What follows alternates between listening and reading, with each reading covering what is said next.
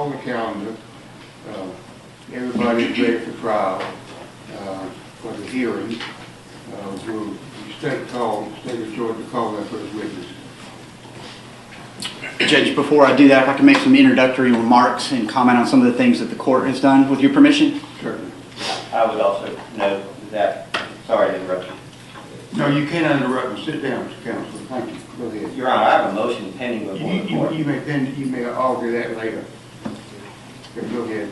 Judge, this is, as you noted, the state of Georgia versus Travis McMichael, Greg McMichael, and William Rowdy Bryan. I note for our record, because we need to make a record here, that we have two of the defendants who are seated in the courtroom, it would appear, at the Glenn County Adult Detention Center. One of them is off camera at the request of defense counsel and with waiver.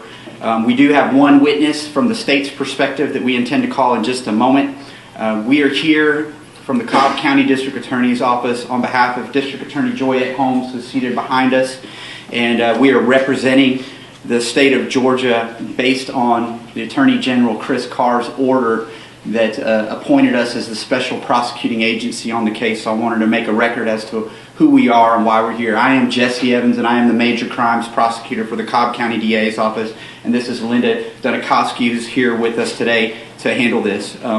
As you noted, Judge, due to the statewide judicial emergency issued by the Supreme Court, we have followed the court's guidance and wore our masks into court today. We appreciate the fact that in order to make a record and for a court reporter to take things down, it might be necessary as we're speaking to remove those masks temporarily, as I've done now. And we appreciate the court understanding that that's sometimes required, even despite the Judicial Emergency Act, so that we can make a proper record in these proceedings that were requested by defense counsel and by the defendants in this case, not by the state.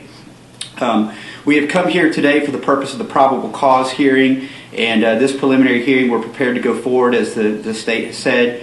They are essentially challenging the probable cause for the issuance of certain arrest warrants for the defendants in this case.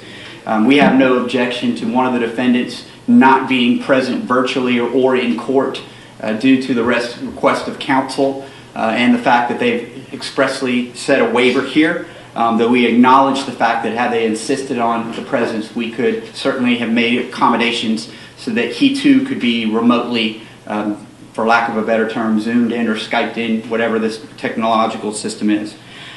Today, though we're acting as the special prosecution in the case, we're here essentially on behalf of the citizens of Glenn County to talk about the fatal shooting of the February 23rd incident involving victim Ahmad Aubry, who was chased, hunted down, and ultimately executed. We believe the evidence will show based on what's about to be presented to the court. That's our purpose for being here today. I will tell the court that yesterday during a status conference involving the lawyers, there was one of the defense attorneys for Defendant Bryan that articulated some speculation as to how this court might rule on some things, which was a little bit troubling from the state's perspective. Other than yesterday meeting face-to-face, that's the first opportunity we had to meet you, Judge, and we appreciate the professionalism that you've shown us and the courtesy that you've shown us here in Glenn County. But I did want to at least state for the record, since the record was silent yesterday, that we were concerned about that articulation. We don't know what the basis for that would be, but we're certainly ready to go forward at this point. We believe this court to be a reasonable court by all of our dealings with you to date. And we're prepared to call our witness and defend our probable cause for the issuance of these arrest warrants here. But I wanted to make those prefatory remarks and also articulate for the public that may be watching why it is that there might be times that we do not have our masks on. And it is important in these criminal matters that we make records and that we have court reporters take those things down. And sometimes it's easier to do that when the masks are temporarily removed. So I didn't want to be silent on that point in the face of the national and worldwide crisis that we're dealing with this pandemic. Thank you. With that, Judge, absent any other remarks from any other counsel at this point, we call Richard Dial from the Georgia Bureau of Investigations to the witness stand.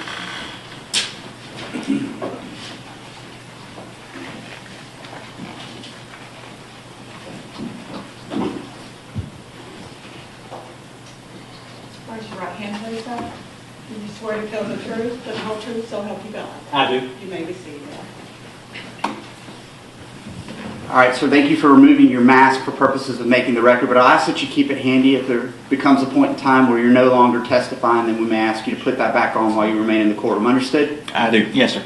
To the degree you're able, I want you to use the microphone beside you so that we can make a good record and so that everybody can hear you. First of all, if you will, introduce yourself to the court. Spell your first and last name for the benefit of our court reporter. Certainly. I'm Special Agent Richard Dial, R-I-C-H-A-R-D. Dial is D-I-A-L. I'm Assistant Special Agent in charge with the Georgia Bureau of Investigation assigned to the Kingsland Field Office, which covers Glenn County. Have you been tasked with being the lead investigator on the investigation involving the fatal shooting of Ahmad Aubry from February of 2020? Yes, sir. I'm the case agent. Before we get into the facts supporting your arrest warrants that were issued in this case, will you please articulate briefly a little bit about your background that allows you to serve as an investigator with the Georgia Bureau of Investigations? Certainly. I was hired as a narcotics agent with the Georgia Bureau of Investigation in 2001. I was subsequently promoted into a special agent position. I have been with the Georgia Bureau of Investigation that entire time, which is approximately 19 years. Throughout that time, approximately 17 years of that, I've been assigned to the Region 14 Field Office, where I've worked a variety of investigations. In this particular case, you're not the only agent working on the case from the Georgia Bureau of Investigations. Is that accurate? That's correct. There was a team of agents assisting me in the investigation. And as we sit here now, can you confirm for the record and for the benefit of the judge that while arrest warrants have been issued, there are certain aspects of the case that are continue to be under investigation? That's correct, sir. It is still an ongoing investigation.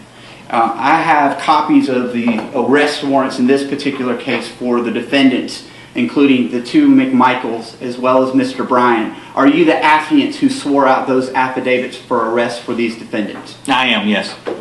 And if I am correct, the date of the offenses that we are here to discuss today are February the 23rd of 2020. Is that correct? That is correct. And just to get past these basic background information before I open it up to you for the facts, will you confirm that you have arrest warrants charging Travis McMichael with felony murder based on aggravated assault as well as aggravated assault? I did, yes, sir. And then can you also confirm that Greg McMichael is charged with felony murder based on being party to the crime of aggravated assault as well as party to the crime of aggravated assault? Yes, that's correct. And then finally, chronologically, the last warrant that was obtained by you and your agency is against William, sometimes referred to as Rowdy Bryan, correct? Correct, yes, sir. And those warrants charge him with felony murder and criminal attempt to commit false imprisonment. Is that correct? That is correct. The location of the fatal shooting of Ahmad Aubry in this particular case, what is that essential cross section of those streets? It's going to be Holmes Road and Satilla Drive. That is in Brunswick, Georgia, in Glenn County. Holmes is H-O-L-M-E-S, correct? Yes, sir. And Satilla, S-A-T-I-L-L-A, for the benefit of our court reporter? Yes, sir. That's correct. And can you confirm for me that that is in Brunswick and in Glenn County, Georgia? Yes, sir, it is. Today, you have a monitor in front of you. Do you see two of the defendants present virtually? I do, yes, sir. And they have masks on, but do you recognize who those two are? I do. Travis McMichael is seated on the left in a striped shirt, and Greg McMichael is in a jacket and tie, seated on the right. Okay. All right, I want to ask you some questions about when you got involved in the investigation. Yes, sir. First of all, was the GBI asked to be involved with this case at the outset, or did that come about later? No, sir, that came about later. Can you briefly articulate, for the benefit of the court and for our court reporter, how that is that you came to be involved in the investigation and why that was delayed somewhat? Certainly. This case was originally investigated by the Glenn County Police Department. Subsequent to that, the district attorneys recused themselves for this circuit. Another district attorney was assigned, then that district attorney recused himself, and it was assigned to a third district attorney. My agency on May 5th, 2020 contacted that district attorney, offered our assistance. The district attorney was Tom Durden, and we offered our assistance. He availed himself of our assistance and requested us to become involved in the investigation. And then on May 6, 2020, I was contacted and assigned the investigation. All right. You've had an opportunity now to review Glenn County's initial response to the shooting, correct? I did, yes, sir. And I assume you've talked to witnesses and had your agents talk to witnesses in support of the arrest warrants that you obtained in this particular case. Yes, sir. briefly, I want to talk about the deceased victim in this case. Will you tell the court what his name was and a little bit about his background? Certainly. His name was Ahmad Aubry. He was 25 years of age. He was a resident here in Brunswick, Georgia. He lived at 140 Boykin Ridge Drive at the time of his death with his mother. He was involved in athletics, liked to play games outside. He liked to run, liked to play video games. As part of your investigation of this case, were you able to determine the approximate distance from Ahmad Aubry's home to the place where he was fatally shot on Satilla and Holmes? Well, yes. I actually took a driving measurement from his residence to where the house under construction was located, which is at play in this investigation, and that's located at 220 Satilla Drive, and it was approximately 1.8 miles. The scene of the shooting is a little further down the road, approximately 2.5 miles would be my estimate. I want to ask you some more background information now about the defendants in this case, and we'll start with Travis McMichael. Travis McMichael, were you able to determine what his age was?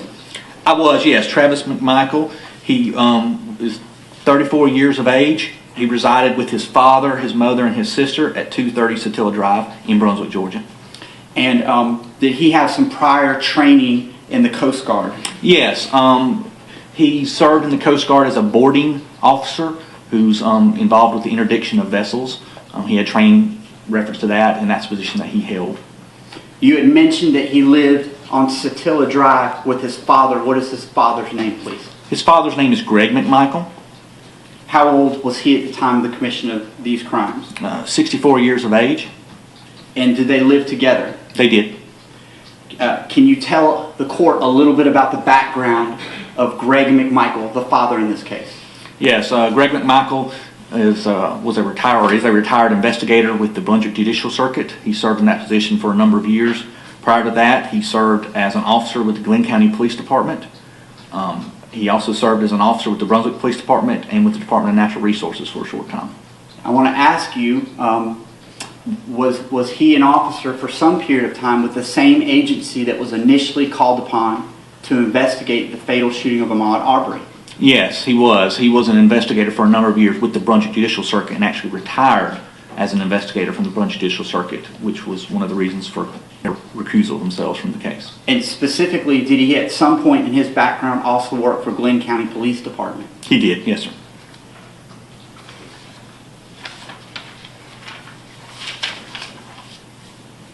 I want to turn our attention now to the third defendant, William Rowdy Bryan, and ask a little bit about his background. Can you articulate for the court where he lived and a little bit about his age and his background?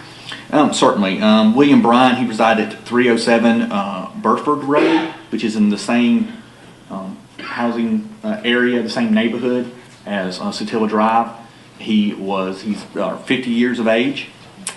He was employed as a small engine mechanic at the time of this incident.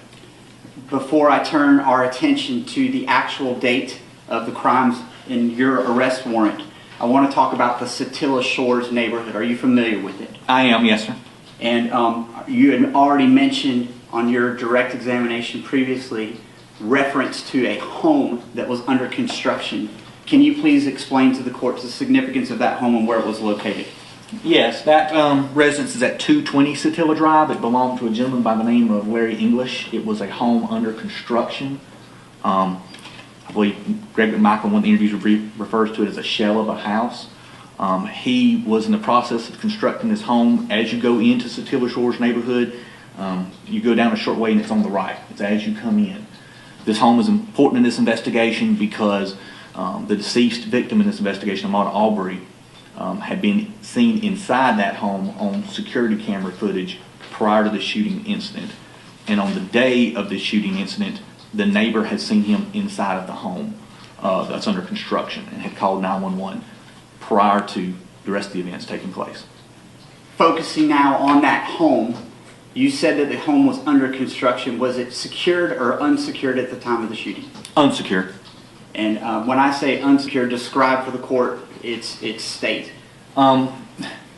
The upper walls of the house and the windows were in the house. There are no interior walls, it's studs. We didn't have this from the security camera footage that shows the interior of the residence. There was no garage, or it does not appear to be there was any garage doors on the house, which is actually attached to the house. In the video, we couldn't tell if it had a front door or not, but it's very obvious that individuals were able to walk through there without being impeded in any way.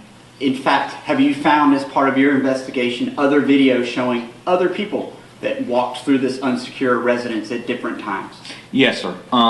Besides Ahmad Aubry, we have discovered video of at least 2 other groups of people that have been inside the residence during its construction. Was anyone living at that house at the time of this crime? No, it was going to be a vacation house that was under construction. There was a small trailer in the backyard, which was secured, but for when the owner, who resides in another county, would come and work on the house, he'd have a place to stay. But it's been under construction for quite a while. Okay. And to your knowledge, was anything ever taken from this house based on the video footage that you've seen?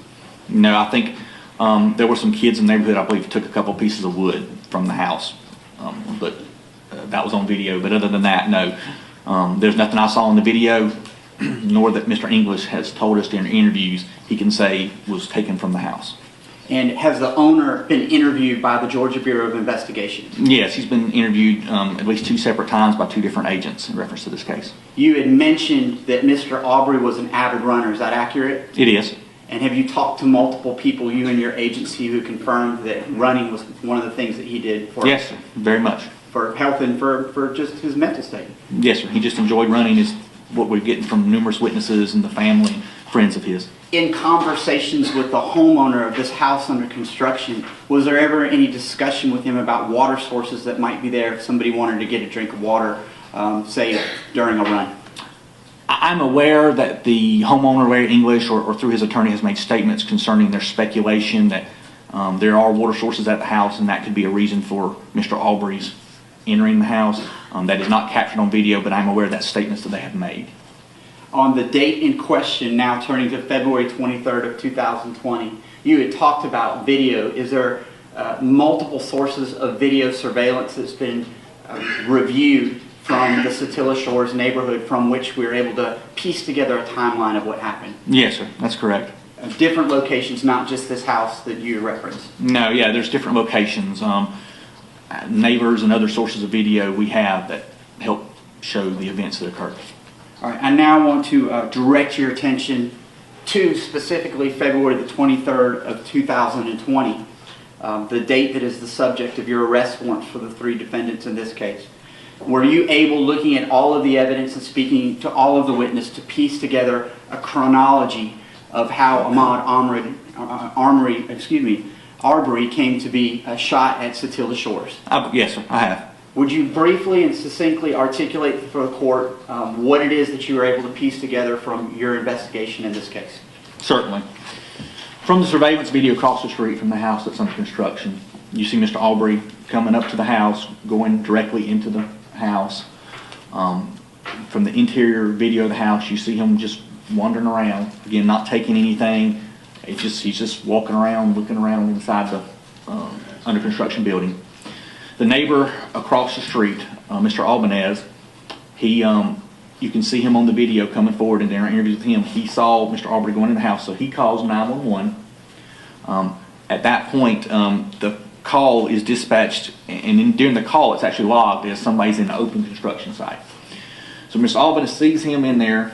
From the video, you can tell that Mr. Aubry comes out of the residence and goes running down the street. From the interviews conducted by Glenn County PD, and you can actually see it on the video,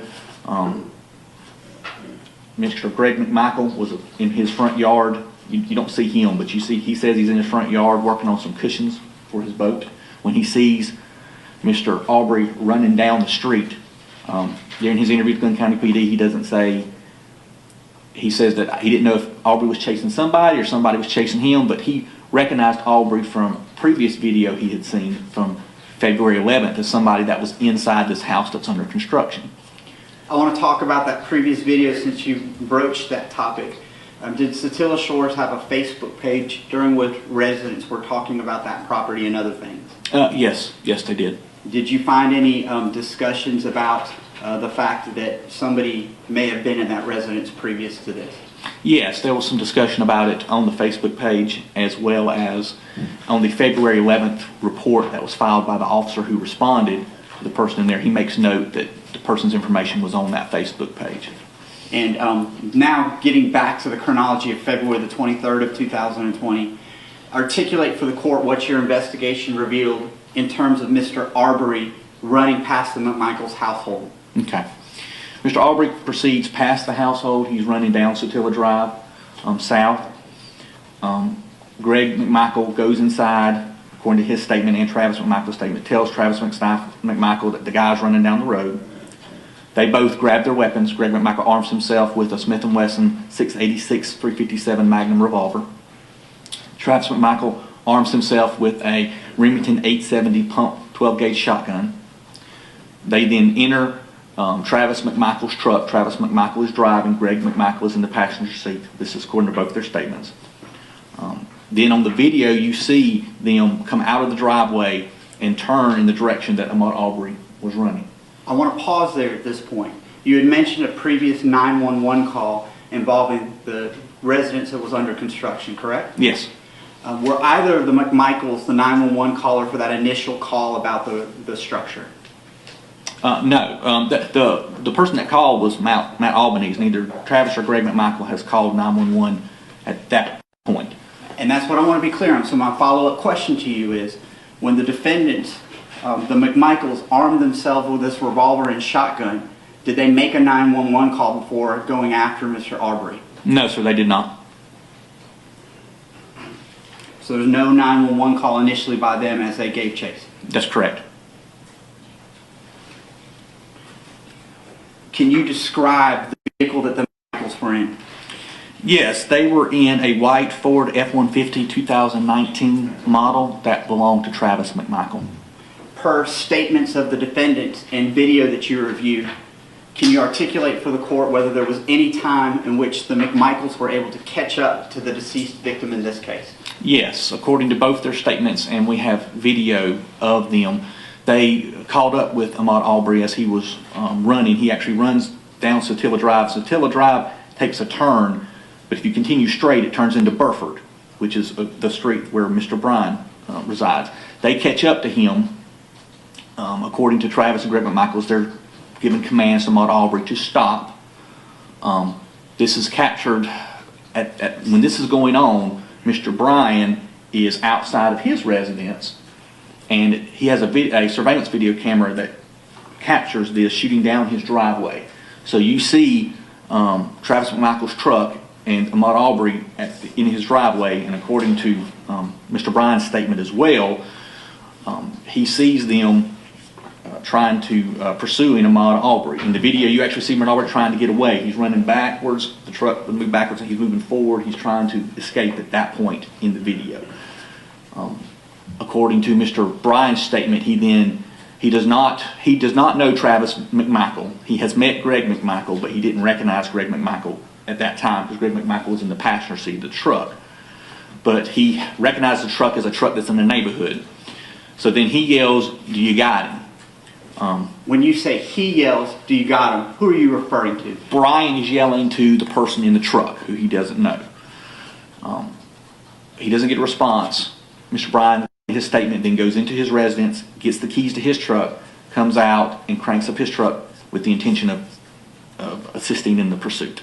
So at that point, Rowdy Bryan makes the decision to enter his residence, correct? Yes. Get his keys? Yes.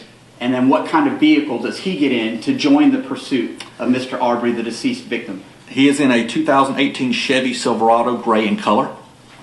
At this point in time, based on our best evidence, has any 911 call been placed by either the McMichaels or the Bryan? No, none have. Can you describe as best you're able, I know it's a convoluted situation, we're going to get to a map in a second, but describe for the purpose of a record the best you're able the sequence of events thereafter as these two pickup trucks at Satilla Shores are chasing Mr. Aubry. Yes. Mr. Aubry continued heading down Burford Road away from Satilla Drive.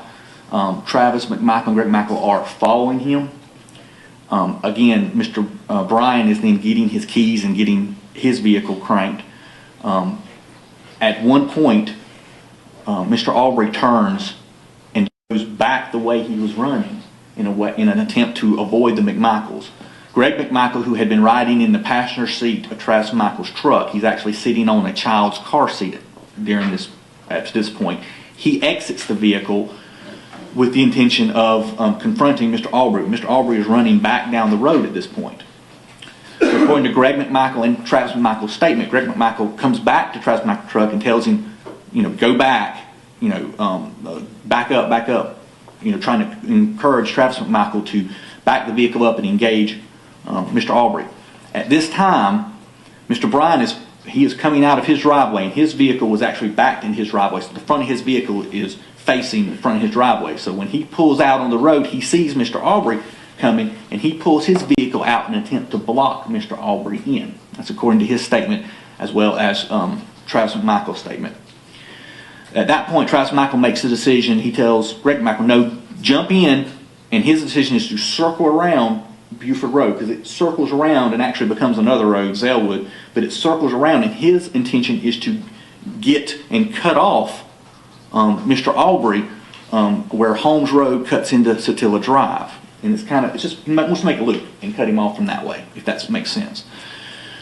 So Greg McMichael hops into the back bed of the truck because of the car seat situation, and they then go and start circling around the block pretty much to cut him off. At this time, like I said, Mr. Bryan has pulled his vehicle blocking the road trying to block Mr. Aubry, and Mr. Aubry goes around his bumper, his truck.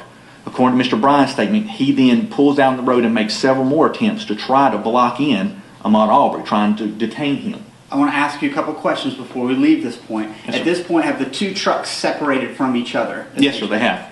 And you had mentioned Mr. Bryan's statement to you all. Did he talk about his attempts to sort of run Mr. Aubry off the road or push him off the road using his vehicle? Yes, he made several statements about trying to block him in and using his vehicle to try to stop him. His statement was that Mr. Aubry kept jumping out of the way and moving around the bumper and actually running down into the ditch in an attempt to avoid his truck.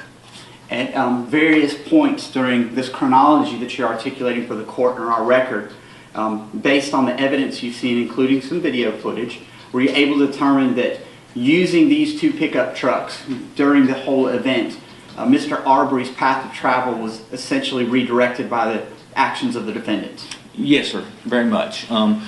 Mr. Bryan, so Mr. Aubry gets, if I can explain. Sure. That's okay. Mr. Aubry goes around Mr. Bryan's truck as he's pulling out. At this point, Mr. Aubry is heading back the way he's come, which would lead him out of the Satilla Shores neighborhood.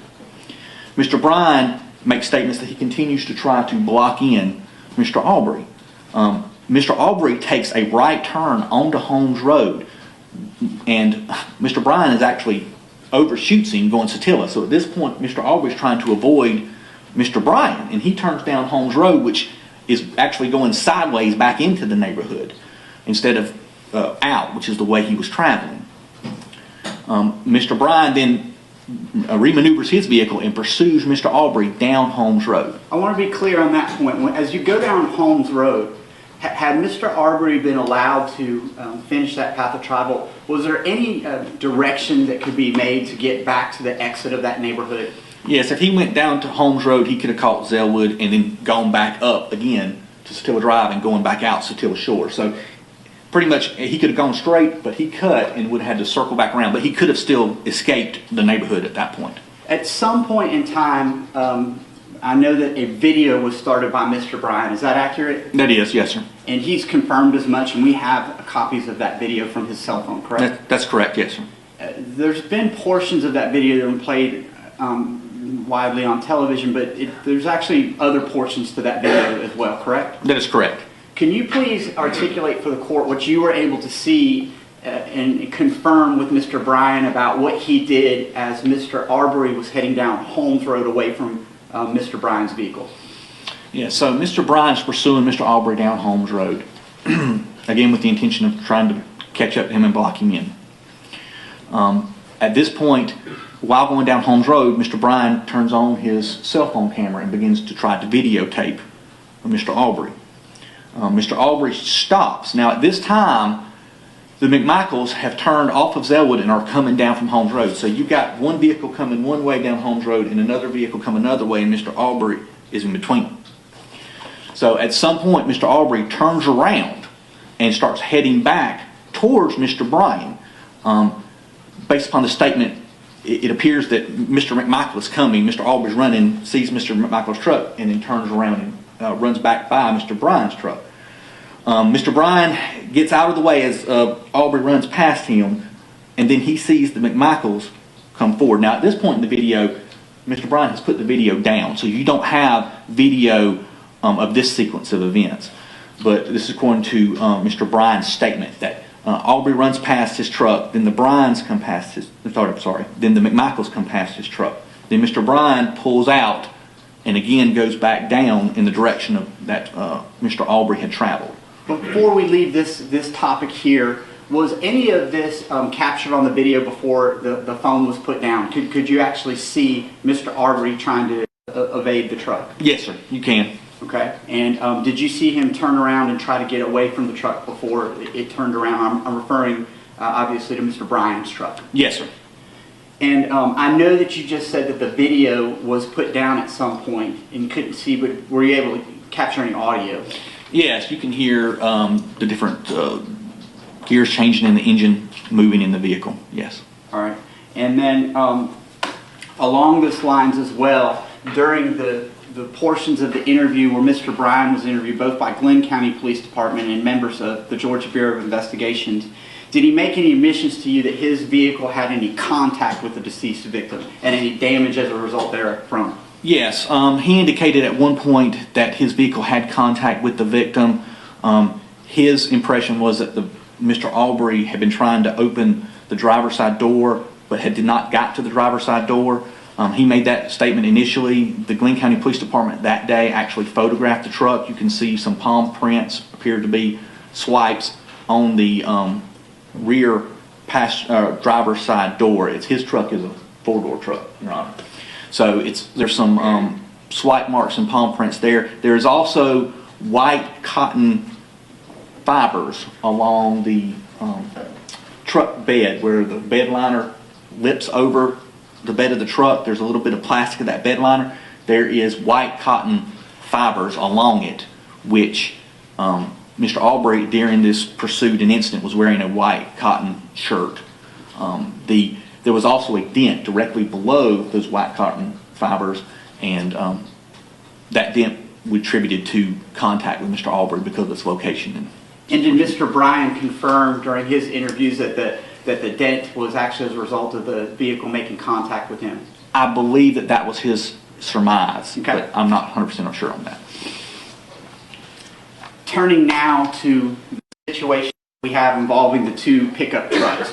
After Mr. Bryan turned around, can you confirm that both pickup trucks were essentially facing the same direction on Holmes? Yes, they were. Both. It was Mr. Aubry running back down Holmes towards Secure Drive, Travis McMichael driving his truck directly behind Mr. Aubry, and then there was Mr. Bryan behind Travis McMichael's truck. At some point, Travis McMichael's truck gets ahead of Mr. Aubry. What happens when the McMichael's truck gets ahead of the victim? Their vehicle gets ahead of Mr. Aubry, then they stop their vehicle, and this is almost at the intersection of Sotilla Drive and Holmes Road. They stop. Is this a public roadway? It is. Where is Mr. Bryan's vehicle located during this portion of the chase?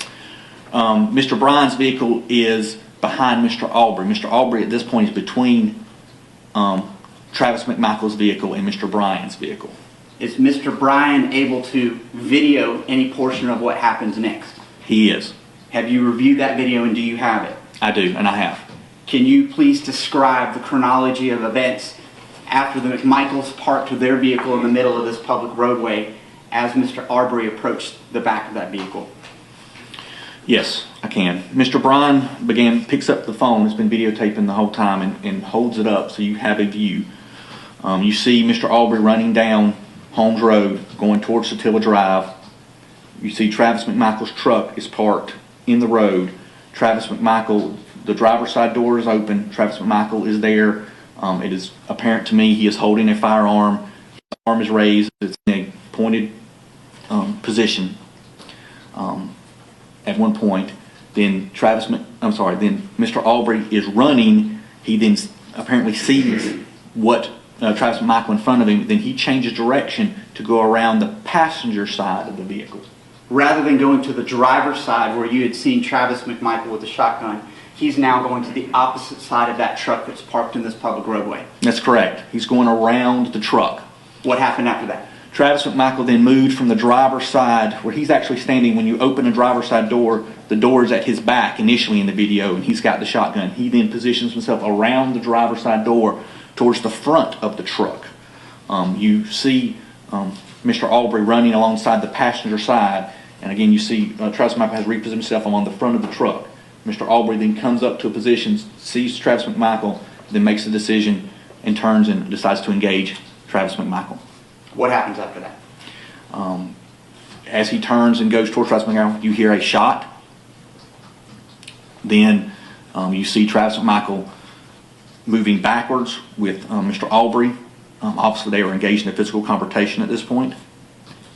They go off the screen. You then hear a second shot where you see blood and spray into the screen, a mist of it.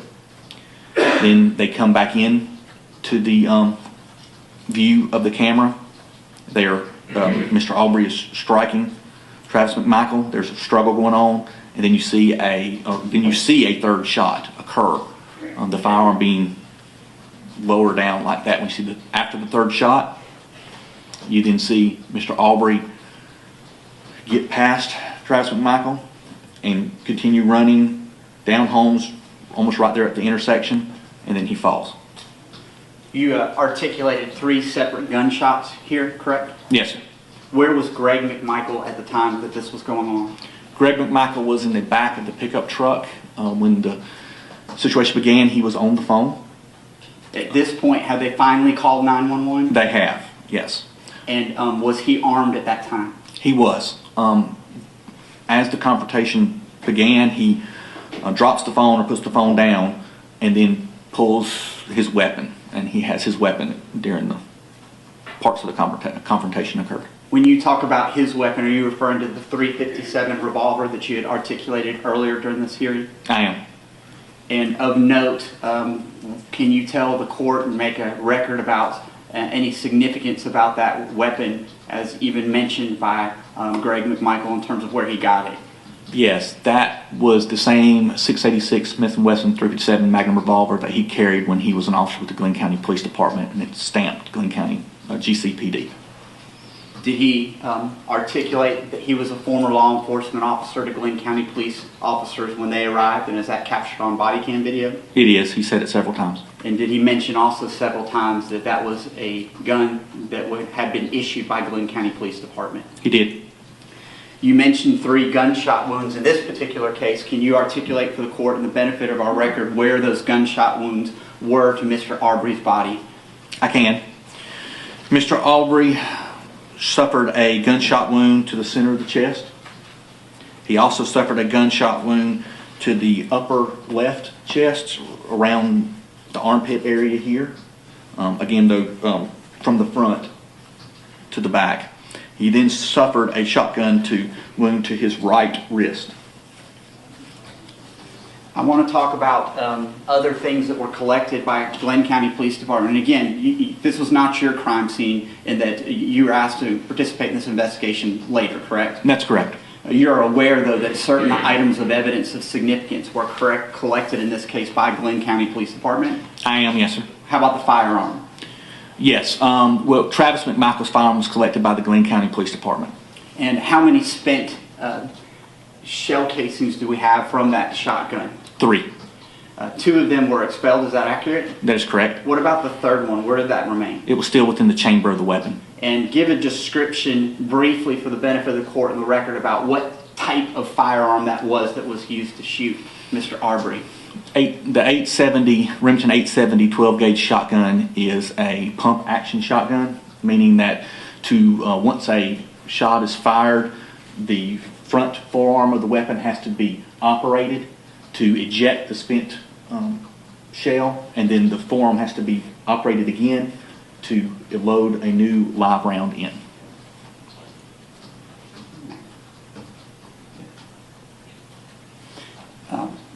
During Travis McMichael's interview with police, did he make any admissions about firing the fatal gunshots in this particular case? He did. He admitted firing the weapon 3 times. And the first shot that he articulated, where did he indicate to police that that shot landed? The chest, Mr. Aubry's chest. So the first shot that Travis McMichael said that was inflicted on Mr. Aubry was one of the chest wounds that you articulated here, correct? That is correct.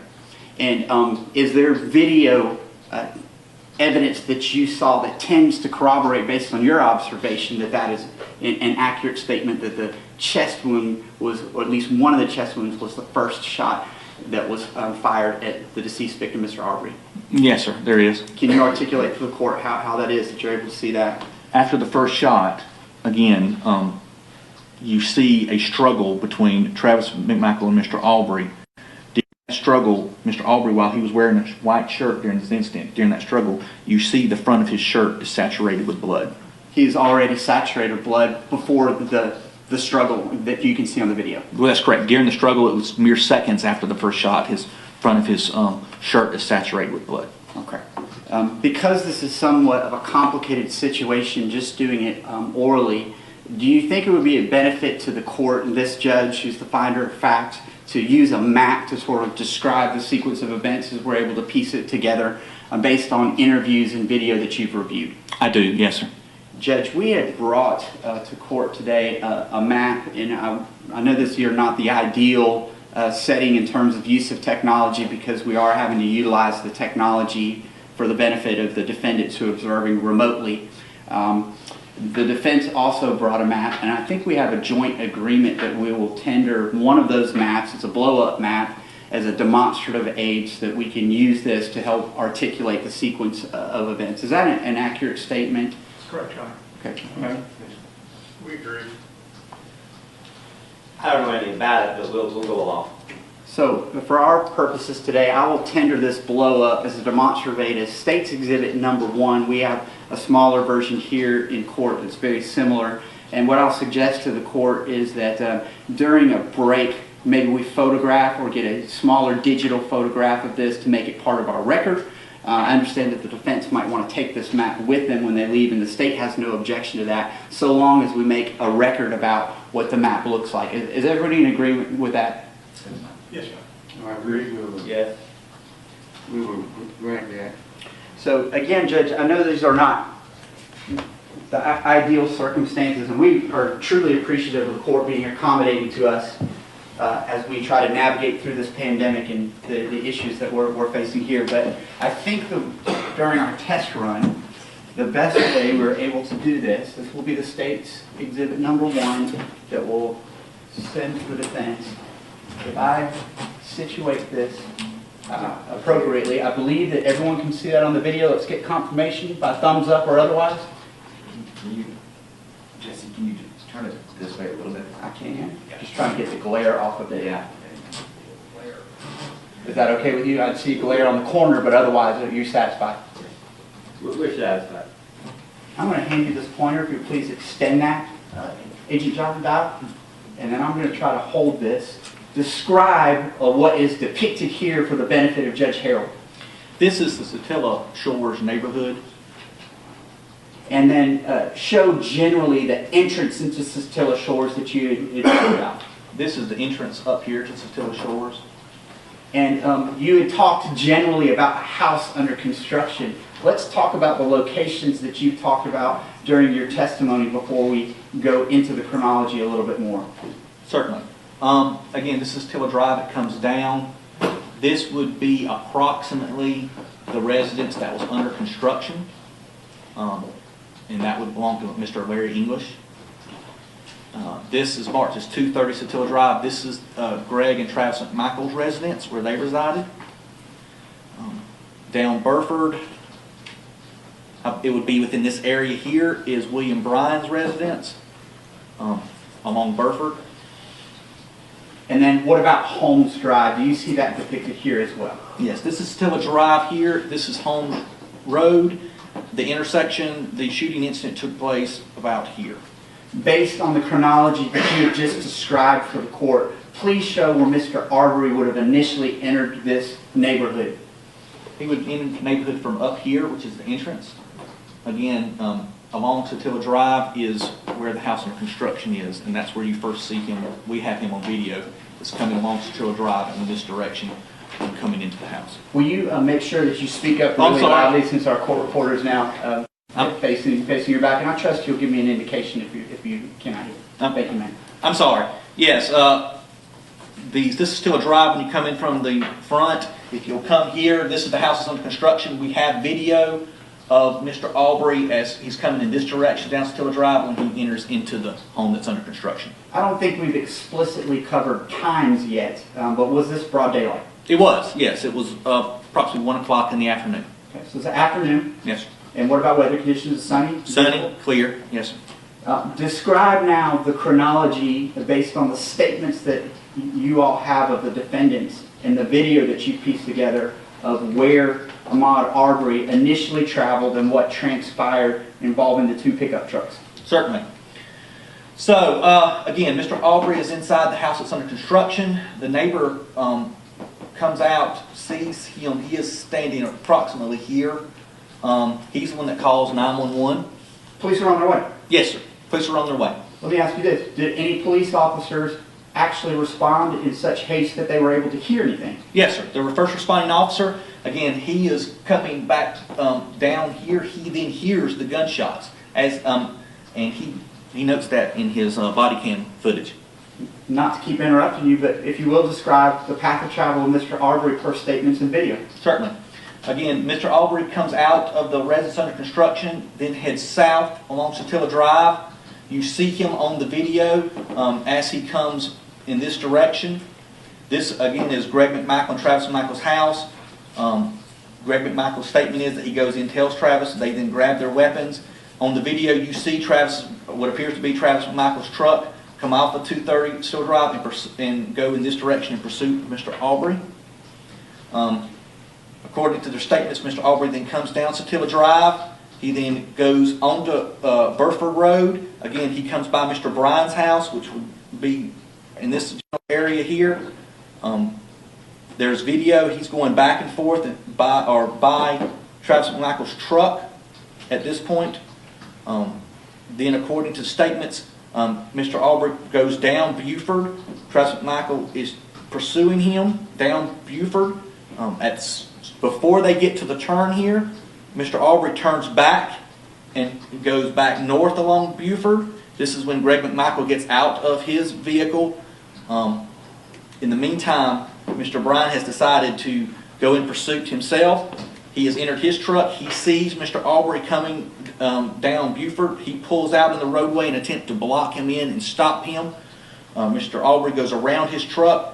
At this point, Mr. Bryan is in pursuit of Mr. Aubry, trying to stop him, trying to detain him.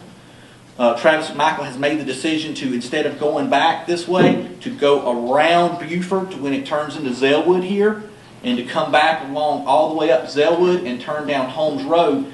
Mr. Travis McMichael's statement is to try to cut Mr. Aubry off. I want to pause and ask you some questions of what you just articulated for the court. There was a point in time, at least one, where Mr. Aubry's path of travel was redirected, correct? Yes, sir. And was it redirected in such a manner that had he continued straight, he would have been able to leave the Satilla Shores neighborhood? Yes, sir. And was Mr. Aubry ever able to leave this neighborhood based on the evidence that you have? No, sir. He was killed before he exited the neighborhood. You talked, based on my questioning, on direct about the 2 vehicles, the 2 pickup trucks in this neighborhood separating at one point. Describe in more detail the path of travel of both of the trucks after they separated, essentially. Certainly. Mr. Bryan, again, is headed generally north on Buford back towards Satilla Drive in pursuit of Mr. Aubry. Because that's the direction Mr. Aubry is going at this point, is back towards Satilla Drive, which is the way he has come into the neighborhood, and he's going back the way he came. Of course, Travis McMichael, as I said, he is at this point on Buford. Instead of going back in pursuit, he decides to loop around, according to his statement, and try to cut off Mr. Aubry by going down Holmes Road. Was Mr. Aubry redirected by Mr. Bryan's vehicle such that he could not make it straight out of the exit of this particular neighborhood? That's correct. Again, Mr. Bryan has stated that he tried to stop and detain Mr. Aubry several times. At one point, actually, Mr. Bryan goes on Satilla Drive. Mr. Aubry, being pursued by Mr. Bryan, turns down Holmes Road quickly to the point where Mr. Bryan has to turn around and then go down Holmes Road. So he's pursuing, Mr. Aubry's going down Holmes Road towards Zellwood. Mr. Bryan is coming behind Mr. Aubry on Holmes Road towards Zellwood, while Travis McMichael is turning off of Zellwood onto Holmes Road, coming back towards Mr. Aubry. Is this the point that you had just articulated for the court earlier this morning, that the two vehicles were essentially facing each other, almost pinning Ahmad Aubry in between the two? Yes. That's correct, yes. And describe, if you will, what happened next based on the video and the statements that you have that were obtained as part of this investigation. Yes. On Holmes Road, according to the video and the statements, Mr. Aubry turns and goes back towards Mr. Bryan. We do not know from the investigation at this point whether he saw Mr. McMichael's truck at this point, but that's a reasonable conclusion at this point. But he turns around, goes back towards Mr. Bryan, goes around Mr. Bryan's truck. Mr. Bryan then pulls off the road because Mr. Travis McMichael's truck is coming back towards Mr. Aubry. And Mr. Bryan then, after Travis McMichael's truck passes, gets back onto Holmes Road and proceeds back towards the intersection of Holmes Road and Satilla Drive in pursuit of Mr. Aubry and Travis McMichael's truck. Is this the point in time where both the vehicles are essentially facing the same direction? It is, yes. And this roadway, obviously we're just looking at a map here. You've been to it, correct? Yes, sir. Is it a wide roadway or is it fairly narrow? It's fairly narrow, yes, sir. Why don't you describe, first of all, had Mr. Aubry been able to make it to the intersection here of Holmes and I guess that's Satilla, had he made a right there, had he been able to make a right, where would he have been able to go? He would have gone up Satilla Drive and out of the neighborhood. And what's across from this neighborhood that you'd given some testimony about before? There's Highway 17 is here, and across Highway 17 is the entrance into Mr. Aubry's neighborhood. It goes back into where he lives. His neighborhood's right across the highway. Yes, sir. All right, now we pick up here with some of the video that you've observed that Mr. Bryan took, correct? Yes, sir. Describe where generally the sequence of events occurred in terms of the fatal shooting of Mr. Aubry on Holmes Drive. So, Travis McMichael at some point has gotten in front of Mr. Aubry. He actually stops right about here near the intersection of Holmes Road and Satilla Drive. That's where he stops his vehicle. It is facing towards the intersection of Satilla Drive with the rear of the vehicle facing back down Holmes Road. Mr. Bryan, from the video, is coming down Holmes Road. Mr. Aubry is between the two trucks. He's trapped in between the two? Yes, sir. Okay. Mr. Bryan, then you see there's a slight curve in the vehicle, which would be approximately this curve here. Mr. Aubry is coming towards Mr. McMichael's truck. Mr. McMichael is outside of the driver's side of the truck, armed with a shotgun at this point. Mr. Aubry then comes, sees Mr. McMichael, changes and goes around the passenger side of the vehicle, not towards Travis McMichael, but around it. And then Travis McMichael changes his position to the front of the vehicle, and at that point is when Mr. Aubry sees Travis McMichael change his position at the front of the vehicle and then engages Mr. McMichael. That's where the shooting took place? Yeah, the first shot, yes, sir. After the first shot, then, because Travis McMichael doesn't back up during the first shot, after the first shot, there's the physical confrontation. You see Travis McMichael backing up. There is a physical altercation at this point. You see that you hear the second shot is off camera as well, but you do see the blood mist coming into the camera screen. Then you see them both Travis McMichael and Mr. Aubry are fighting. They come back into the view of the screen. Then you see the third shot. But this is all, the altercation you talk about is all after that first shot to the chest that Travis McMichael made an admission about. Yes, sir, that's correct. And for the benefit of our record, I thought I heard this, and I know it's a minor error, but I want to make sure we're making a record. I think you said curve or bend in the vehicle. You meant bend in the road. Road, I meant the road, yes, sir. Yes, I sir. apologize. I just wanted to make sure that we're accurate on, Yes, sir. on that point. All right, thank you, sir. I'm going to set this here, and I'm going to let you hold that in case there's any cross that you might need it for.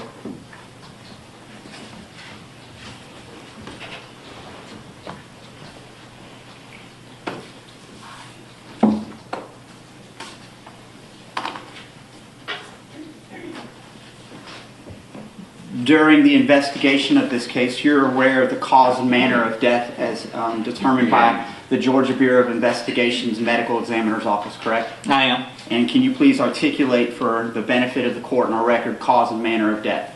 Cause was gunshot wound, manner was homicide.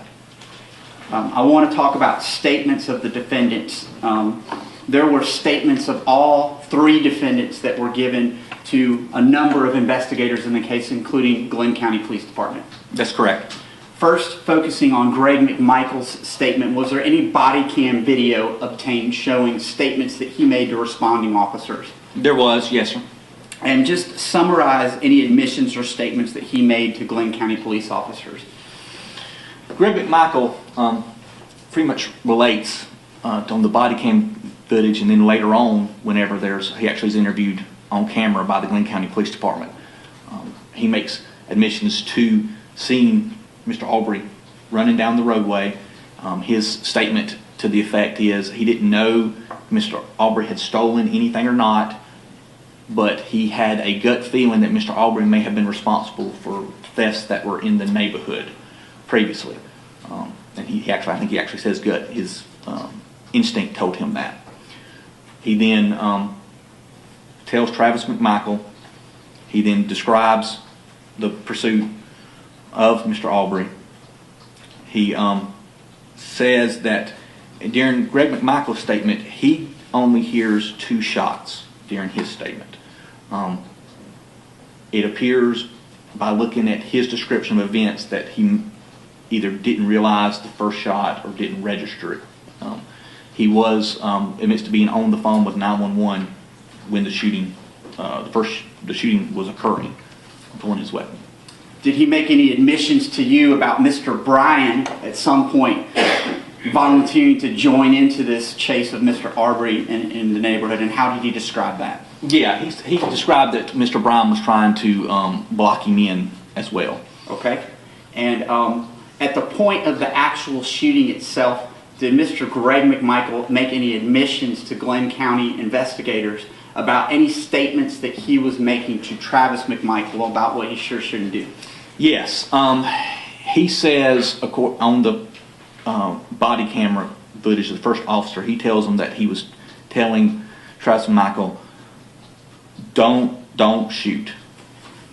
Despite that, do you have video footage showing that essentially Greg McMichael is covering Travis with a .357? I do, yes, sir. And what did Greg McMichael say about Travis's shooting of the victim in terms of where he shot him specifically on his body? Chest. Okay. Similarly, was there video footage, both body cam and also interview footage of Travis McMichael and his assertions about what happened on this date? Yes, Travis McMichael's particularly interview was done at the Glenn County Police Department with him, where he went into detail about what occurred. Did Travis McMichael make any admissions about ordering the victim at gunpoint to try to get on the ground or anything like that? Yes, he did. Prior to the shooting? Prior to the shooting, yes, sir. And what about any admissions that were made about the fatal shooting itself? He admits to firing his shotgun 3 times. He says that all 3 shots struck the victim, and he said that the first shot was to the chest of the victim. Prior to that, had Mr. Travis McMichael made any admissions about choosing to chase the victim with this pickup truck you described? Yes. He was the driver of that truck? He was the driver of the truck, yes. I now want to turn your attention to Mr. Rowdy Bryan. And are you aware of any admissions that he made both to Glenn County Police Department as well as investigators with the Georgia Bureau of Investigations about his role in this particular crime that led to the arrest warrants you obtained? Yes, sir, I am. Can you describe generally for the court some of the specific admissions that were made by Mr. Bryan? Mr. Bryan admits to joining the pursuit of Mr. Aubry. He admits to trying to block Mr. Aubry in, trying to detain him several times, both before Mr. Aubry turned onto Holmes Road and then while on Holmes Road. Did he make any admissions to using his vehicle to redirect the victim within the Satilla Shores neighborhood prior to the fatal shooting? Yes, he did. And did he talk about the victim doubling back and trying to get away from this vehicle? He did, yes, several times.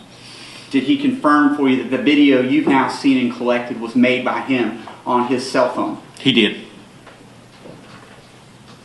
Did he also confirm, he being Mr. Bryan, that he saw Travis stopped in the middle of the roadway as Mr. Bryan was driving after Mr. Aubry, leading to the fatal shooting? He did.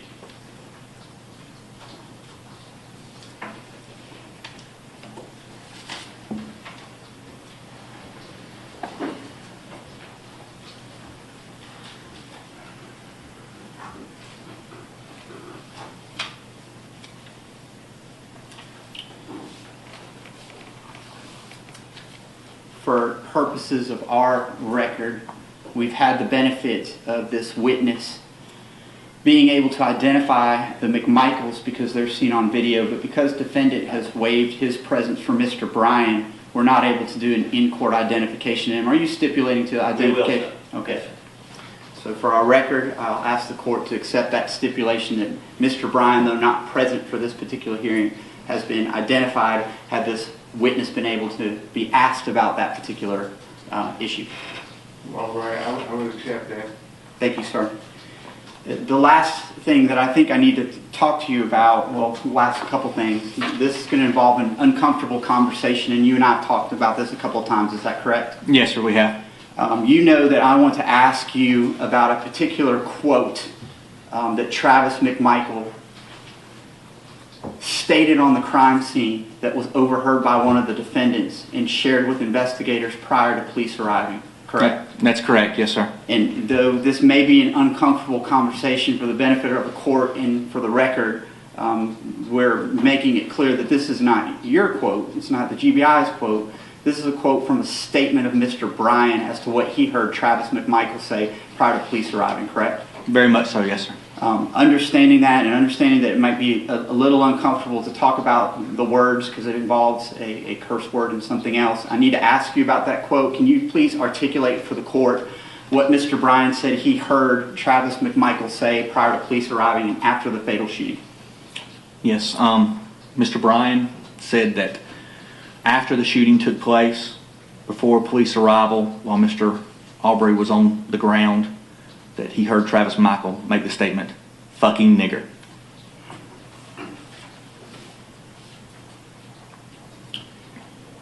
Since becoming involved in this investigation, you've acquired a number of other videos that have been reviewed, is that right? Yes, sir, that's correct.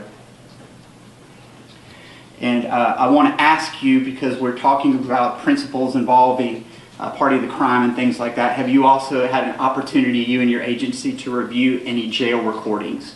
We have, yes, sir. So I want to ask a couple of things regarding the jail recordings and also about conversations between the defendants prior to the arrest. Was there a delay before you were involved in the case and able to secure the arrest warrants that are the subject of this preliminary hearing? There was, yes, sir. Have you had an opportunity to review whether there's any evidence that the defendants communicated with each other after the fatal shooting but prior to the arrest warrants in this case? Yes, sir, I have. And tell the court what you found about that, since we're talking about party to the crime and conspiracy culpability in just a few minutes.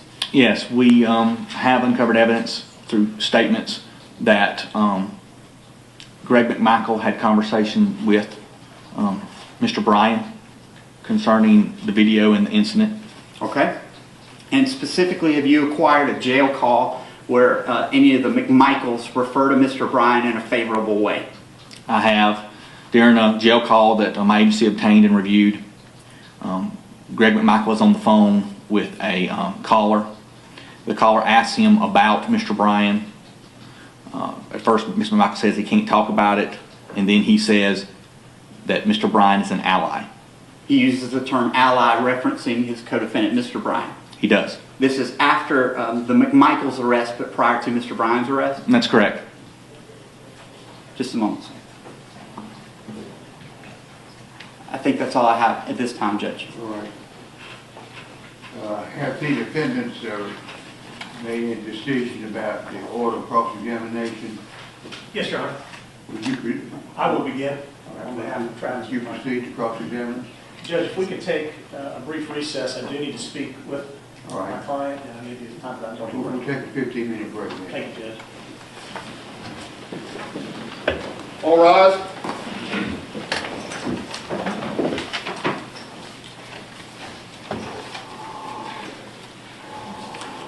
Maybe ladies.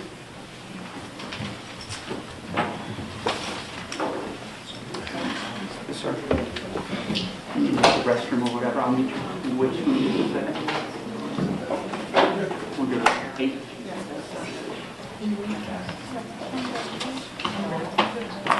Yes, sir.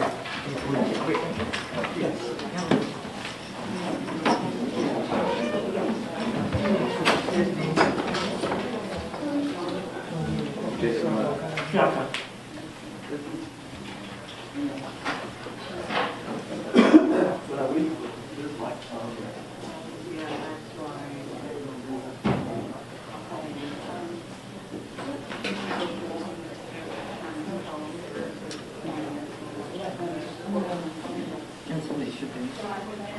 There you go. They should slide it in here.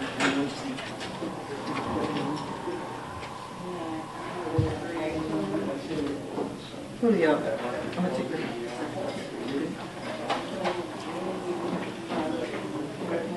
Excuse me. You can't go by there. Oh, Tell them, come on. you're not supposed to, we're supposed to know that. If we give them a private room so they can use the phone, call their client because the microphone is here. They give you access to their law office? Sure. Yeah, we could use their phone. Use your cell phone? Yeah. I think there's a phone in the law. It should be. Yeah, did you give them? I gave them the number. Yeah.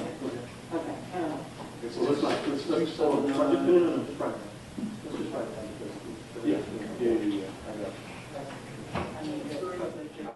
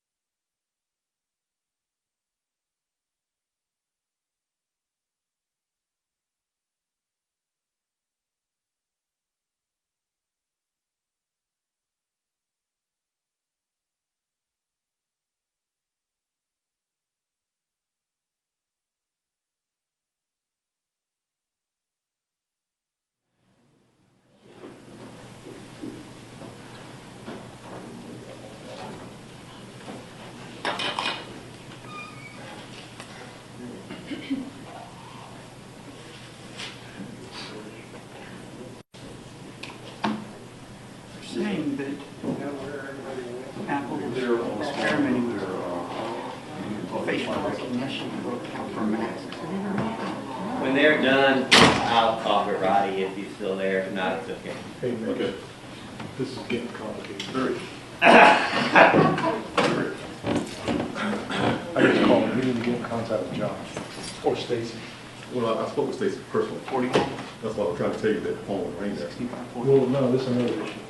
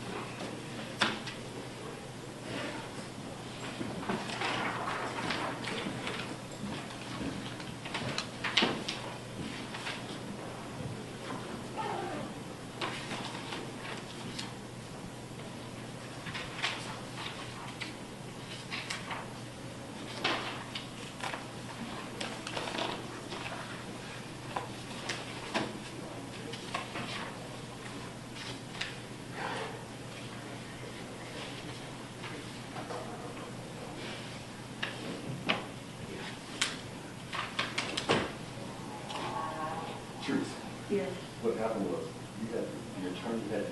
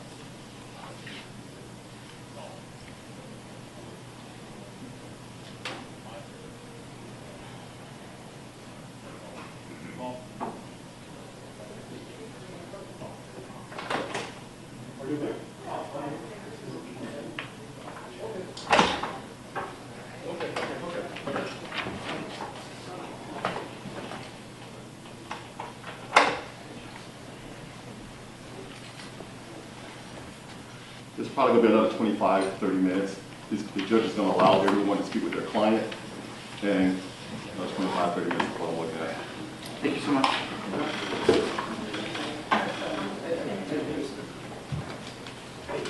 I'm going to step back in the witness room. Yeah.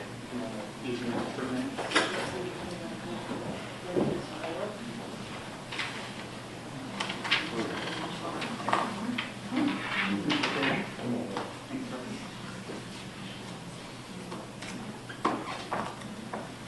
Mm-hmm.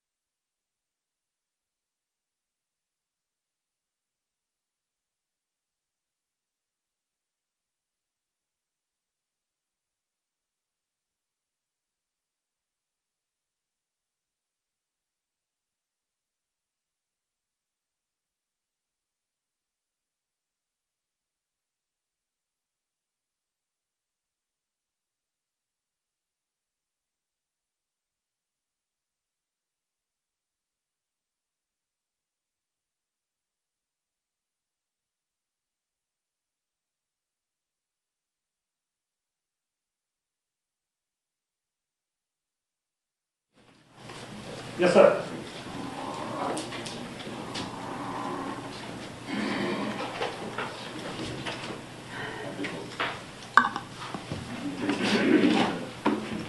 All rise. You see it, please. Thank you.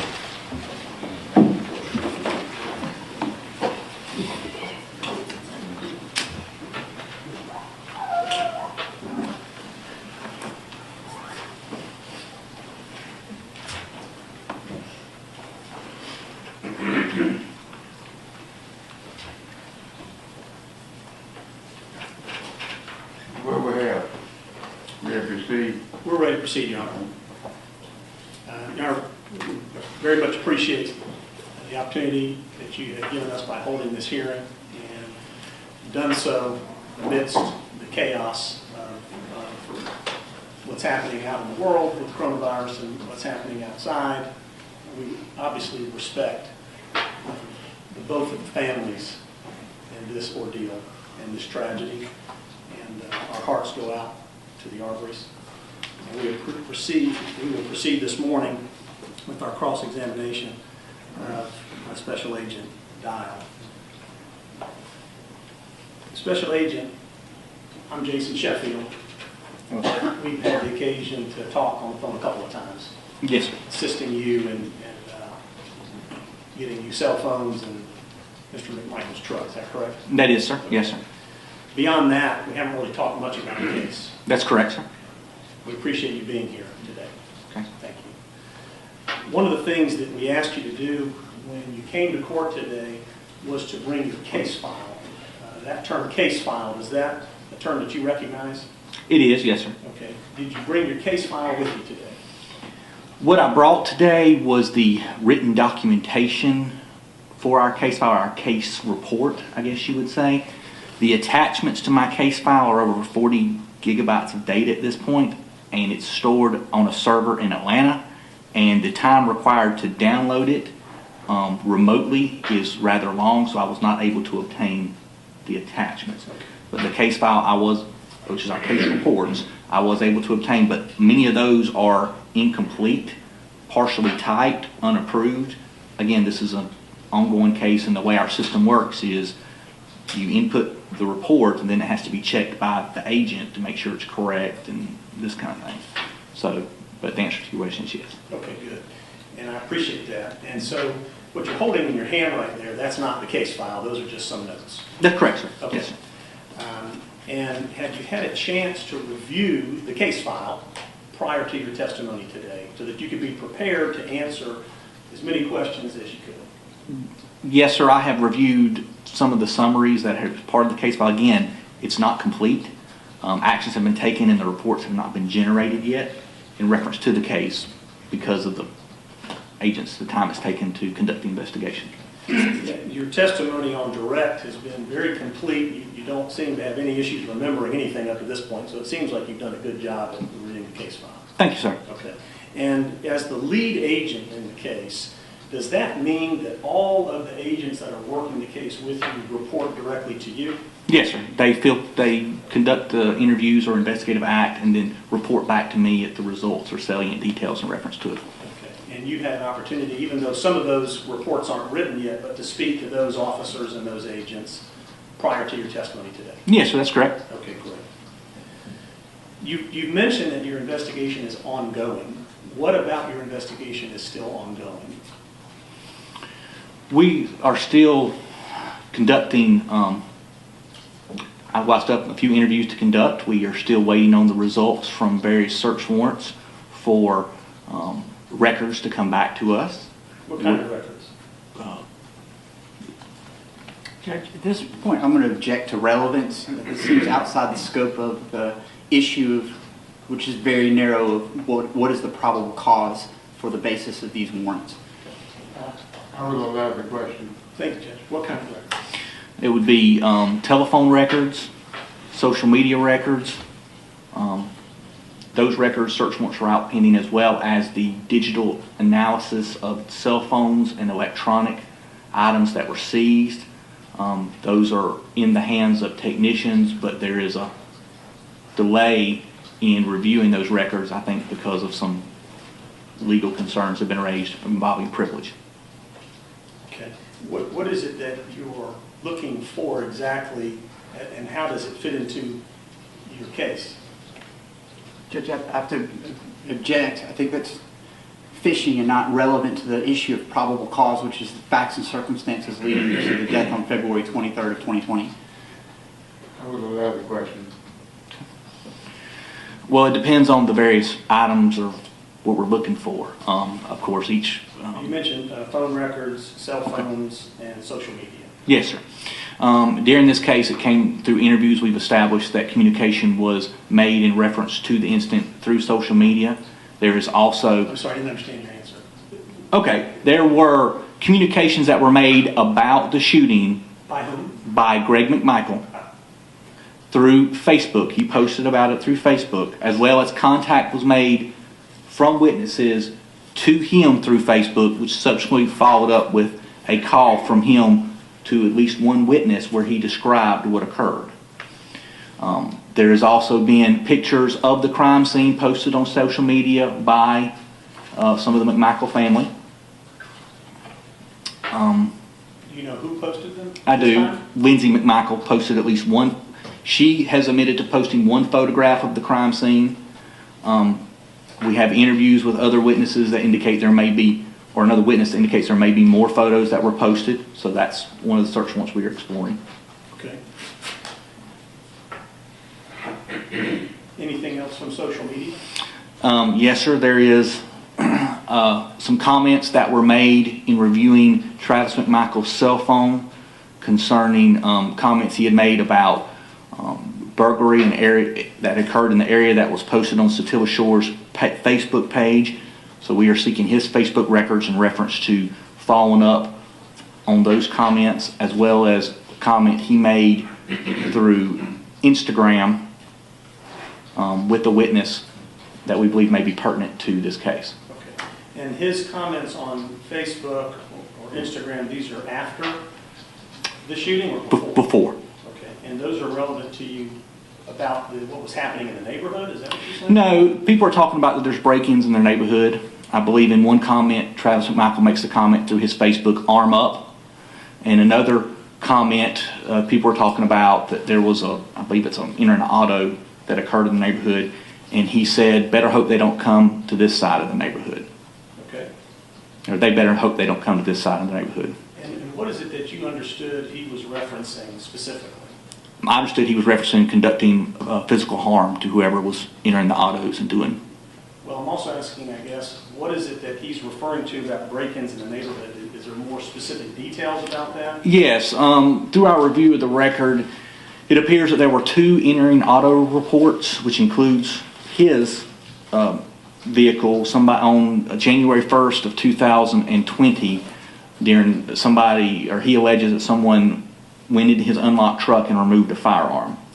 There's also one other report in reference to an entering auto. I believe there's been reviewing the records from the Glenn County Police Department going back to July 1st. I believe there is one other allegation involving a theft, but in that report, the person is renting a room in a house and is alleging that the person in the house has stolen something from the room. And then there is one call in reference to a burglary, but there's no report attached to it. It appears that a burglar alarm went off, and that comes from a call report. But throughout the Satilla Shore's Facebook page, there's discussion of those events and his related comments for reference to those events. Okay. So the Satilla Shore's Facebook page, is it your understanding that, I'm not talking about Mr. McMichael, I'm talking about Travis. Okay. Okay.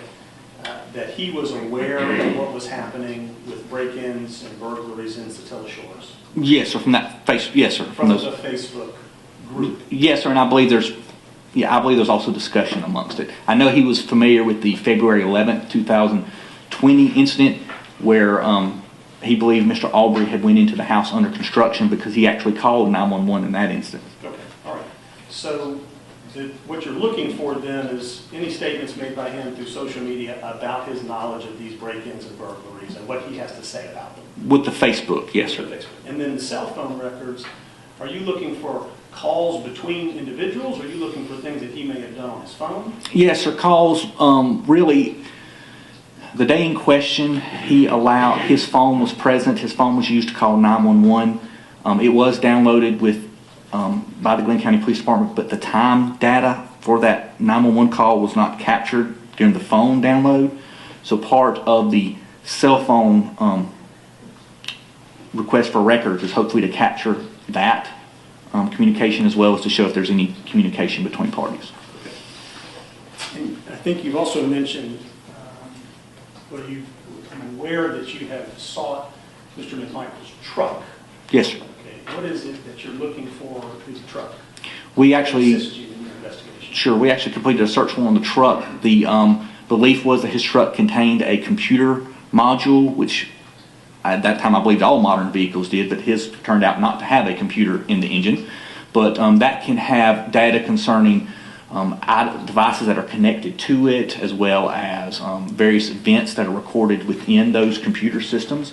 His truck being present at the scene of the shooting, we were hoping to capture some of the data with that. Of course, the search warrant, once we got the truck and looked, there was no computer system in the truck.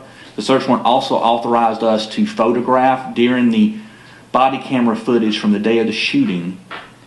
The toolbox of his truck is up, and there is a Confederate flag sticker displayed on the toolbox. So we sought a search warrant to document that as well. Going back to you coming onto the case, I think you were asked by the district attorney about how you got brought into the case. Yes, sir. It sounded like that you testified that you called to see if you could lend some assistance to the investigation. Is that correct? I did not, no, sir. I believe it was the director of my agency called. Okay, that'd be Mr. Dick Reynolds? I believe so, yes, sir, but I have not had a conversation with him about that. That's just my understanding. You know him to be the director? Oh, yes, I meant the call. You're not sure if he made the call, but it was your agency that reached out to ask if they could get involved. Yes, sir, that's my understanding. Do you know why your agency asked to get involved? I do not. That'd be a question for him, sir. Okay. Or whether they were asked by anybody in particular to get involved? I do not know that personally. No. Have you heard? Or what I have my understanding that the governor has made a statement to that effect in the news media that he directed the director, but that was relayed to me secondhand. I did not see that directly. Did you get any information about what the governor directed Mr. Reynolds to do? No, sir. Okay. In your getting into the case, did you consult with any attorneys as you were moving into the case around May 5th and May 6th? We, not at May 5th or May 6th, no, sir. On May 7th, we had a meeting with Tom Durden, which was the district attorney assigned to the case, where we laid out and discussed the legal aspects of the case with him. And was he your point of contact in terms of discussing what warrants you might take? Yes, sir. At that time, yes, sir. Okay. This was prior to the DA from Cobb County being involved, Ms. Holmes? That's correct, yes, sir. And so as you are stepping into the case, you said that you received information that you were going to get involved around May 5th. Is that correct? I got a call on the evening of May 5th by my SAC advising that the GBI had been requested in reference to the case. SAC, Special Agent in Charge? Yes, sir. Yes, sir. I'm sorry. Yes, Special Agent in Charge. I then received a call from my inspector on the morning of the 6th, instructing me that I was the assigned case agent. Did you learn anything about the case from either of them? No, sir. Not. Or what the directive may be? Just to investigate the case was my understanding. Were you aware of the shooting that had happened back on February 23rd prior to the 5th? Yes, sir, I was. Were you aware of what was happening with demonstrations and what was happening with sort of unrest in the community? Yes, sir, I was. Had you any time ever spoken with Glenn County Police Department, anyone in Glenn County, about their investigation prior to your involvement? We had had discussion with them about the expected protests, but when was that conversation? I know there was, I believe earlier that week, that Monday, I believe there was, if that or the week before. In May? Yes, sir. Okay. Yes, sir. There was information about a protest, and the Glenn County Police Department interim chief of police, Jay Wiggins, contacted all local and state law enforcement in the area to have a meeting in reference to possible resources they could provide in reference to any protests that could occur. What was your belief about the work that Glenn County had done in their investigation, and whether that investigation was a good and thorough investigation, and whether they had made the right decision or the wrong decision? Objection is to relevance. It doesn't really matter what other investigators might think about the case. This is a probable cause. You can ask them, what did they do? Okay, how will you? What were you aware of what Glenn County had done in their investigation prior to that early week in May when you were asked to get involved?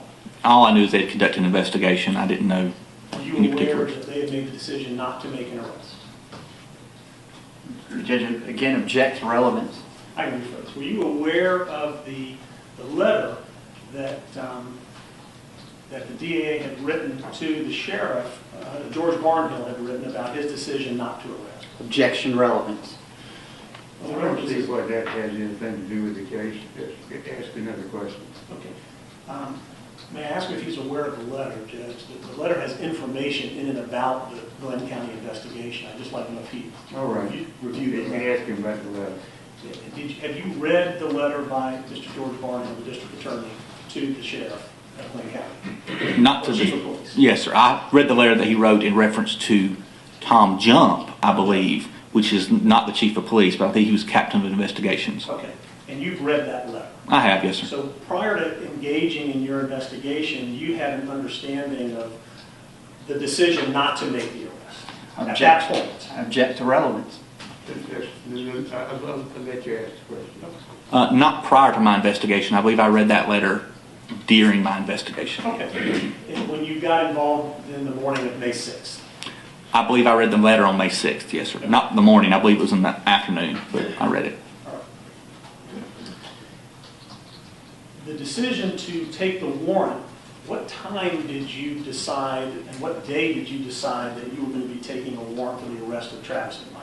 That would be the afternoon of May 7th when we met with the district attorney, Tom Durden, and discussed the facts that we had accumulated and asked his legal opinion concerning various matters.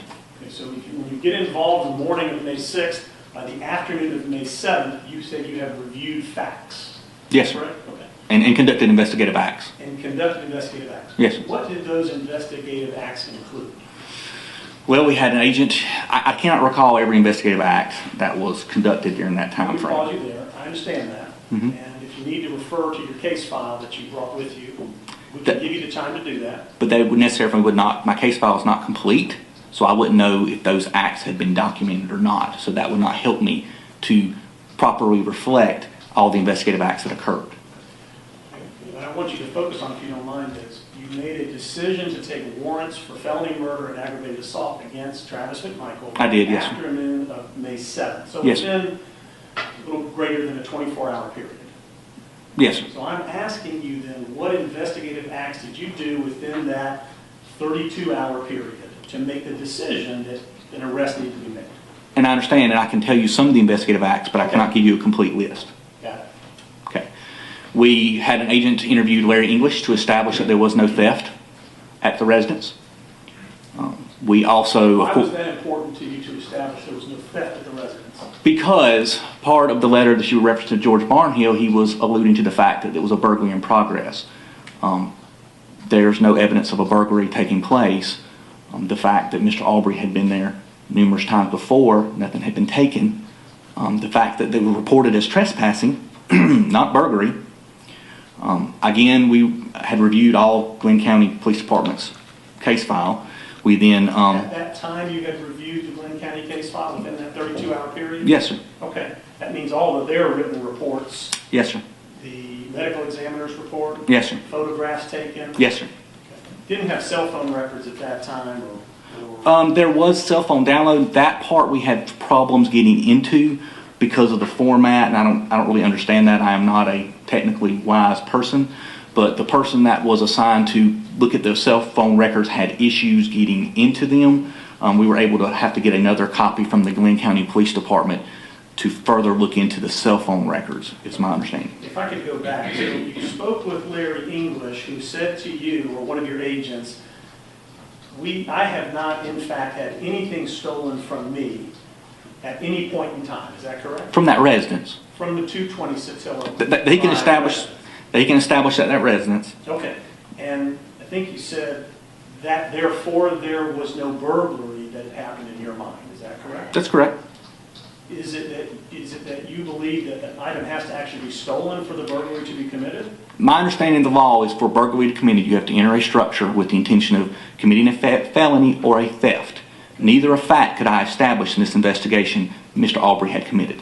Okay, but the burglary statute, to your knowledge, does not require an actual theft to be completed. It can be to enter simply True. with the intent to commit a theft. But at no time did it appear he was interrupted and he didn't steal anything. So I do not think you could establish as a point of law that his intention was to steal something if he had been in the residence multiple times and never taken something and then he left without taking anything. That was my reasoning. Okay. Are you aware of all of the times that Mr. English called the police about a suspicious person in his residence? I am aware that he has called the police in the past about a suspicious person in the residence. Yes, sir. Are you aware if there are videos that exist of those moments where he saw a suspicious person on his cameras? Yes, sir. Have you reviewed that video footage? I have reviewed the video footage he has provided to us. Yes, sir. And when is the video footage from? What dates is it from? I don't recall the dates. Okay. Does October 25th, 2019 sound familiar? Could be, yes, sir. November 18th, 2019? Could be, yes, sir. Okay. February 11th, 2019? That one I do remember, yes, sir. And in the video footage, you're saying you don't see anybody stealing anything, actually? I don't see Mr. Aubry stealing anything. Like I said, there were children that took some scrap wood, but he did not consider When did that happen? I don't remember the date on that. But not the dates I've just disclosed? I don't believe so, no, sir. Okay. And And my understanding is he knew the children and did not really consider that. I don't believe he called the police on that instance. the 911 calls from those instances, have you reviewed those 911 calls by Mr. English to see whether the statement he gave you about no theft matched what he told the police? I have reviewed the report from February 11th, which reviewed that, but the 911 call, I do not believe I have personally reviewed it, no, sir. To make a determination if he was reporting to police contemporaneously that he had in fact that thing stolen. Judge, I object to relevance. All of these questions are involving other acts, and we're here for probable cause as to the issuance of the arrest warrant for February 23rd of 2020. I don't believe we've had any questions about that to date. May I respond here? Yes. The issue that I believe we heard on direct testimony was that there was a history of problems in the neighborhood that neighbors were communicating about, that Travis McMichael and his father believed that, I think the testimony was, the guy was running past the house. And so I'm merely inquiring if he is aware of the statements that the homeowner who owns the residence that was being burglarized, if he has reviewed that enough to determine whether that person's statements actually do establish a burglary or not. I'll let you answer the question. Thank you. So I guess my question was, have you, it sounds like your answer is no. The 911 calls, you have not reviewed what Mr. English is telling the police contemporaneously on October 25th or November 18th about whether he believes something was stolen. I have reviewed the February 11th report from the police where he clearly tells them that nothing has been taken, Okay. that the person is doing no damage. On February 11th. On February 11th, yes, sir. I got you. And in the past, he notes that in the report. Okay. So I have reviewed that police report, which is a statement that he made to a law enforcement officer prior to this shooting incident. I have also reviewed Greg McMichael's statement made to the Glenn County Police Department, where he says that he knew nothing was taken on February 11th. He didn't believe anything had been taken from the house in the past. He said it's possible, but he didn't believe so. Okay. I'll get to that. Okay. You begun to speak a little bit about Mr. Arbery's background. We were asked questions about athletics and things that he did for leisure. I think running was one of those things. Yes, sir. Did you get any information about where he would go for runs and whether that included the Satilla Shores neighborhood? I did, yes, sir. And what did you learn about whether he had run previously in Satilla Shores? Yes, we found witnesses in Satilla Shores that had confirmed that he did run through Satilla Shores. And did they give you an estimation of when that was, or just that they had seen him generally before? I don't recall. I believe there were the witnesses we interviewed. I did not personally interview him. Was relayed to me is that they had seen him run through the neighborhood before. That at least one of them had engaged in frequent conversations with him while he was running through there, and I believe they gave a time frame that they would normally see him running through the neighborhood. And that witness, have you documented that interview with the witness's name and contact information? It will be documented. I did not do the interview, but yes, that is sir. something that has happened since the arrest on May 7th? No, that was before May 7th. That was before? Yes. Okay, so that's kind of what we were talking about, is what you had done in that 32-hour period. Larry English was one person that you had spoken to. What else did you do in that period of time? We conducted a neighborhood canvass at Satilla Shores, where again we located the witnesses that had seen Mr. Aubry running. We spoke with family members who confirmed that he ran.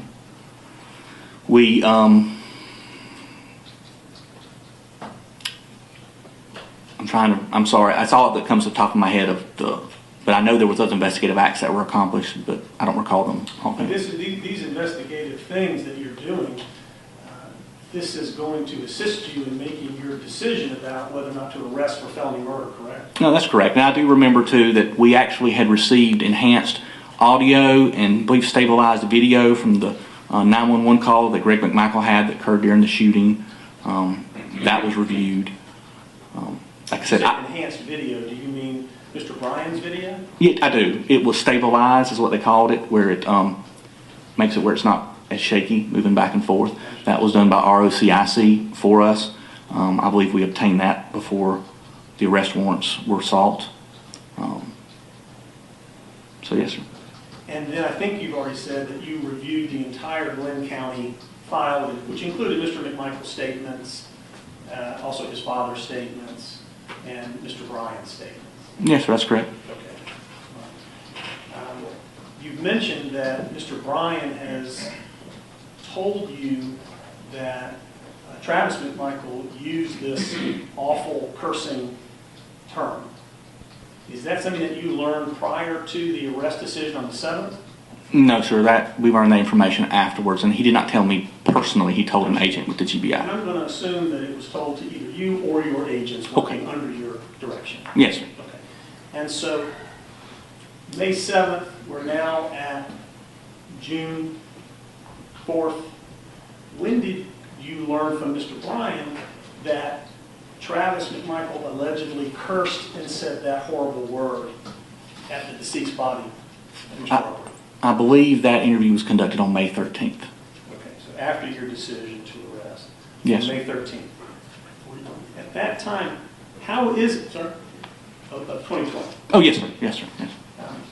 How is it that Mr. Rowdy was in a position to come and speak to you or your agent about that on that particular day?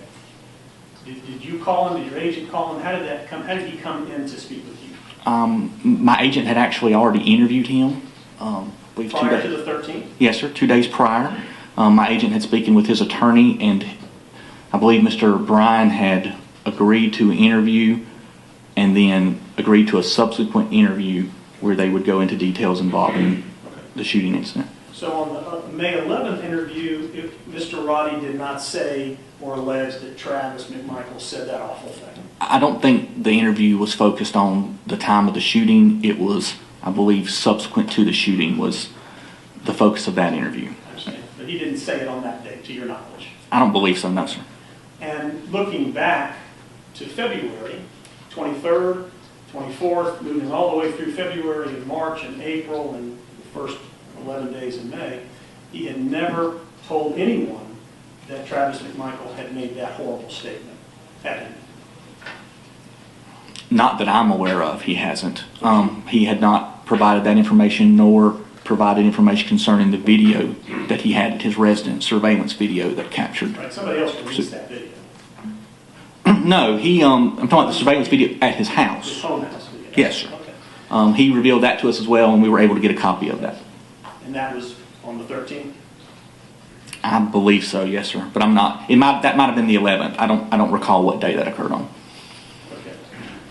But the answer to the question is, I'll rephrase, he had been asked about the shooting from as far back as February 23rd and given statements to police about it at that time. He was interviewed on February 23rd, where he made no mention about that statement. As far as I know, he was not interviewed again until my agent contacted him in May. And preceding that interview, I think you just testified that his attorney got involved and was a part of the decision to have him come forward and be interviewed on the 11th and the 13th. His attorney was present, yes, sir, during the interviews, if that's your question. Yeah. And was the district attorney present at that meeting as well? No, sir. Just yourself or one of your agents? One of my agents did the interview, and I believe another agent was called in to help with the technical involving, because there was a consent to download his phone again, so another agent assisted in that matter. But yes, sir, that's all I believe was there. Has that been recorded and documented? As far as the download of the phone? No, the interview of Mr. Bryan. Video recorded? It was audio recorded, and I know it was at least audio recorded. I am not sure if it was video recorded as well. I do not know. Are you aware if Mr. Bryan had any promises of leniency at the time he made that statement? I am not aware of any. Or a promise not to arrest or indict him for these charges? I'm not aware of any. Not aware. Yes, sir. Is that something that you would typically be made aware of? I did not have any conversation with the attorney or him, so. Okay. All right. Talking with Mr. English, neighborhood cameras, getting information about him running, the audio, the 911, any other evidence that you reviewed before your arrest decision?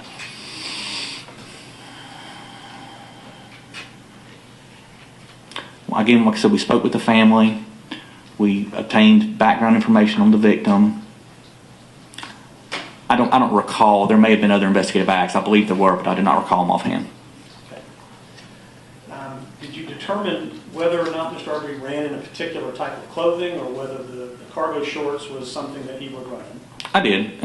Through the interviews that he would run in all types of clothing, and we established that later on in the investigation with numerous people and actually video of him running in similar clothing. He would run with whatever he had on. Yeah. Thank you. I think you also testified on direct about Travis's background and being in the Coast Guard. What is it that you have done to look into Mr. McMichael's background? Mr. McMichael's background, we have obtained his personnel record, his post record. We have requested his, what are you talking about, Greg McMichael? Okay. I'm only going to be asking, unless I'll say Greg McMichael. I'm sorry, I apologize for that. For Travis McMichael, we have requested and obtained his Coast Guard training record and file, I believe. We've requested, I believe we've actually obtained it. Why did you do that?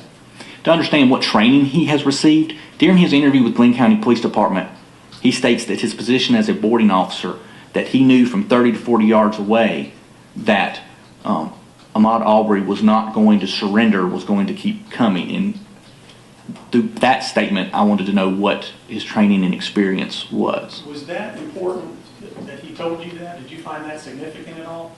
I did. It helped confirm what I saw in the video, that he was, when he got out, or when he's got the shotgun up, he's pointing it at him, and they helped confirm that to me. Okay. And is it, that training, did you learn about what he actually did, what his job function was in the Coast Guard? I think you said boarding, or? My understanding from his statements and from confirmation from the agent that had the file, that he was a boarding training, which is the person that goes on the boats to board them.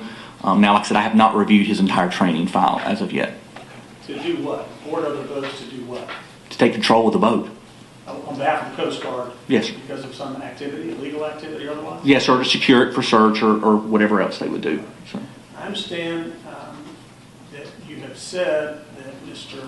Bryan has put this statement coming out of the mouth of Travis McMichael, this horrible thing. In looking so far in the case, whether it's on Travis's interaction through the neighborhood Facebook page or on his phone, have you seen any other evidence that he has used that horrible N-word anywhere else? Yes, sir, many times. Okay, and where? There's on his Instagram post, he responds on one. I do not recall every time it was there, but I can give you some examples of numerous times. On the Instagram post, somebody sends him, this is on January 2nd of 2020, someone sends him a video or a picture. We were not able to recover that from the phone. That's one of the reasons why I have a search warrant out for Instagram. They send that out. He says, makes the comment, that would only be better if they'd have blown that effing N-words, or they'd blown that N-words head off. So somebody sends him something. And then he responds with that text. And this is an Instagram that you've identified belonging to Travis McMichael. It's correct. It was on his phone too. Okay. Yes. All right. Anywhere else that you've seen this? Yes. There are several conversations, and I do not. They were on the phone. I do not remember if they were through instant messenger or through text. That I do not recall offhand. Okay. But one particular one that comes to mind is he made the statement that he loved his job because he was out on a boat and there weren't any N-words anywhere. Did you get any information that he worked side by side with African Americans? Did you ever discover that in your work? I don't recall. Or that he had been awarded any accommodations for his work as a Coast Guard officer? Again, I haven't reviewed his Coast Guard file. Okay.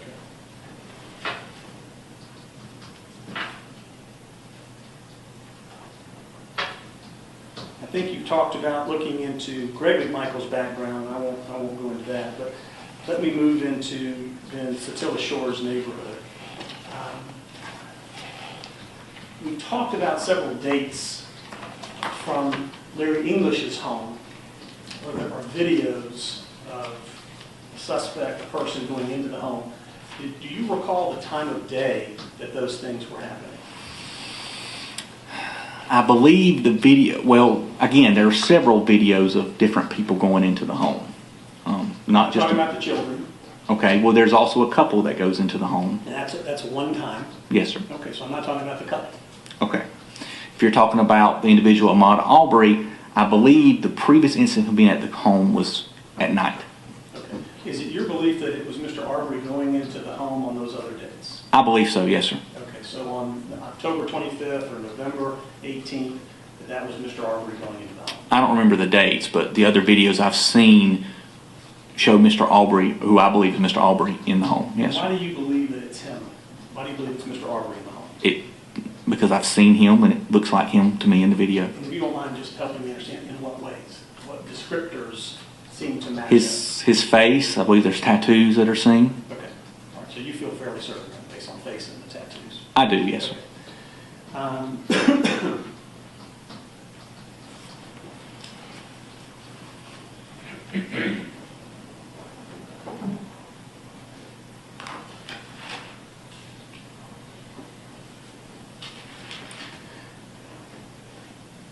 Did you get any information about why Mr. Aubry was in the homes on those previous occasions? Or whether his family knew that he was in the home on those previous occasions? The interviews I did with the family, they did not know he was in the home on the previous occasions. Again, I got speculation, various people speculated of why he may be in there, from the fact I believe he had an interest in construction, to again the speculation that there is water there. But no one has a definitive fact they can offer to know exactly why, if that's your question. Did you become aware that other neighbors in the Satilla Shore neighborhood believed that things had in fact been stolen from Mr. English on those occasions?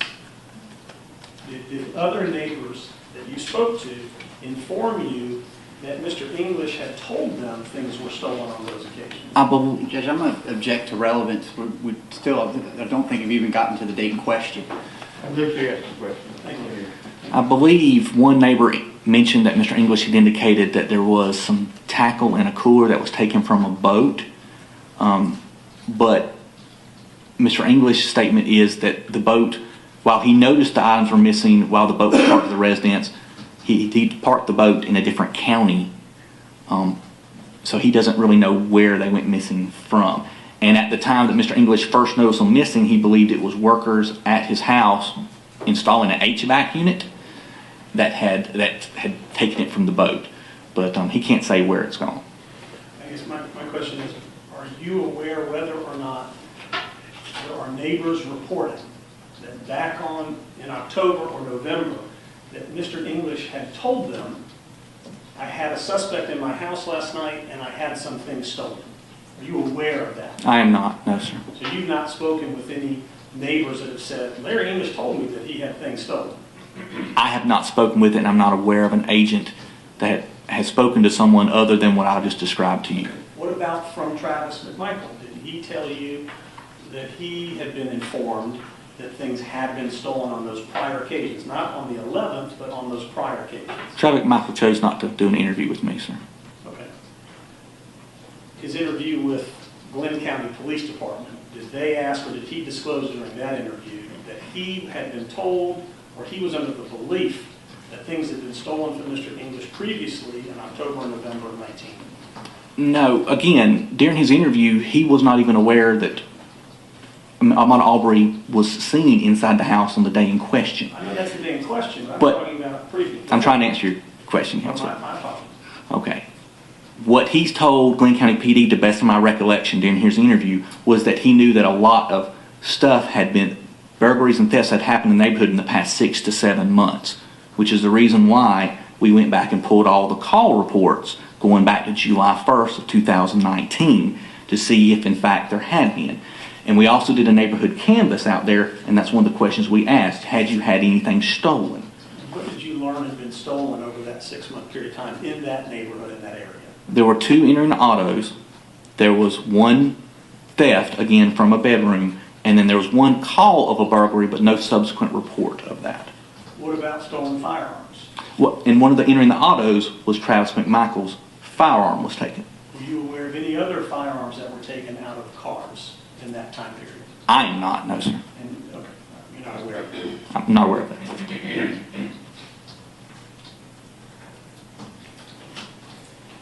Were you given any information that Greg McMichaels had been told that things were stolen from Larry English's house previously back in October or November of 2019?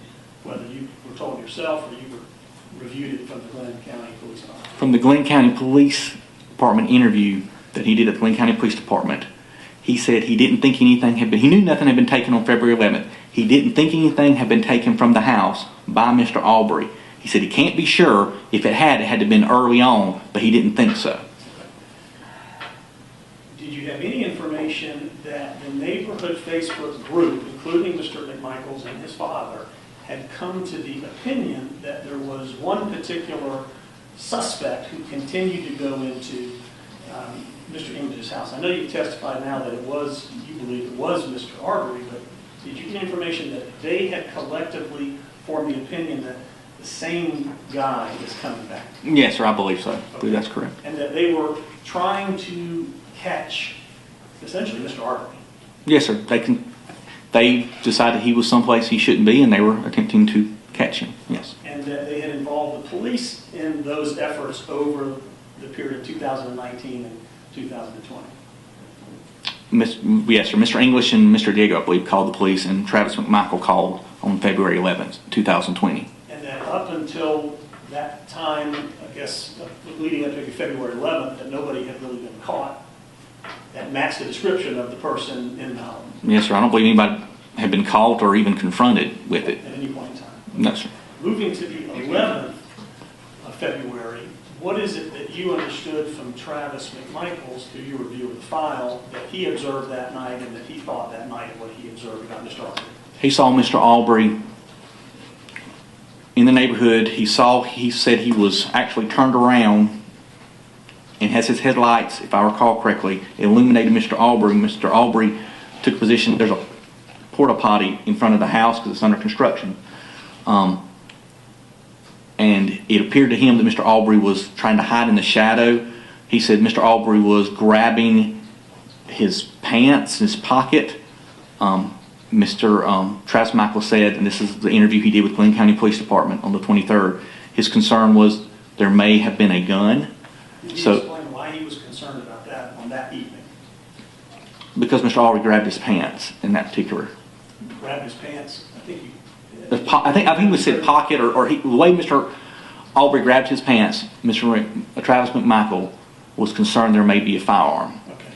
Okay. He called 911 and returned to his house, where him and his father then went over to Mr. English's house to try to confront the individual. He had seen the individual go in the house. I'm sorry, I left that part out.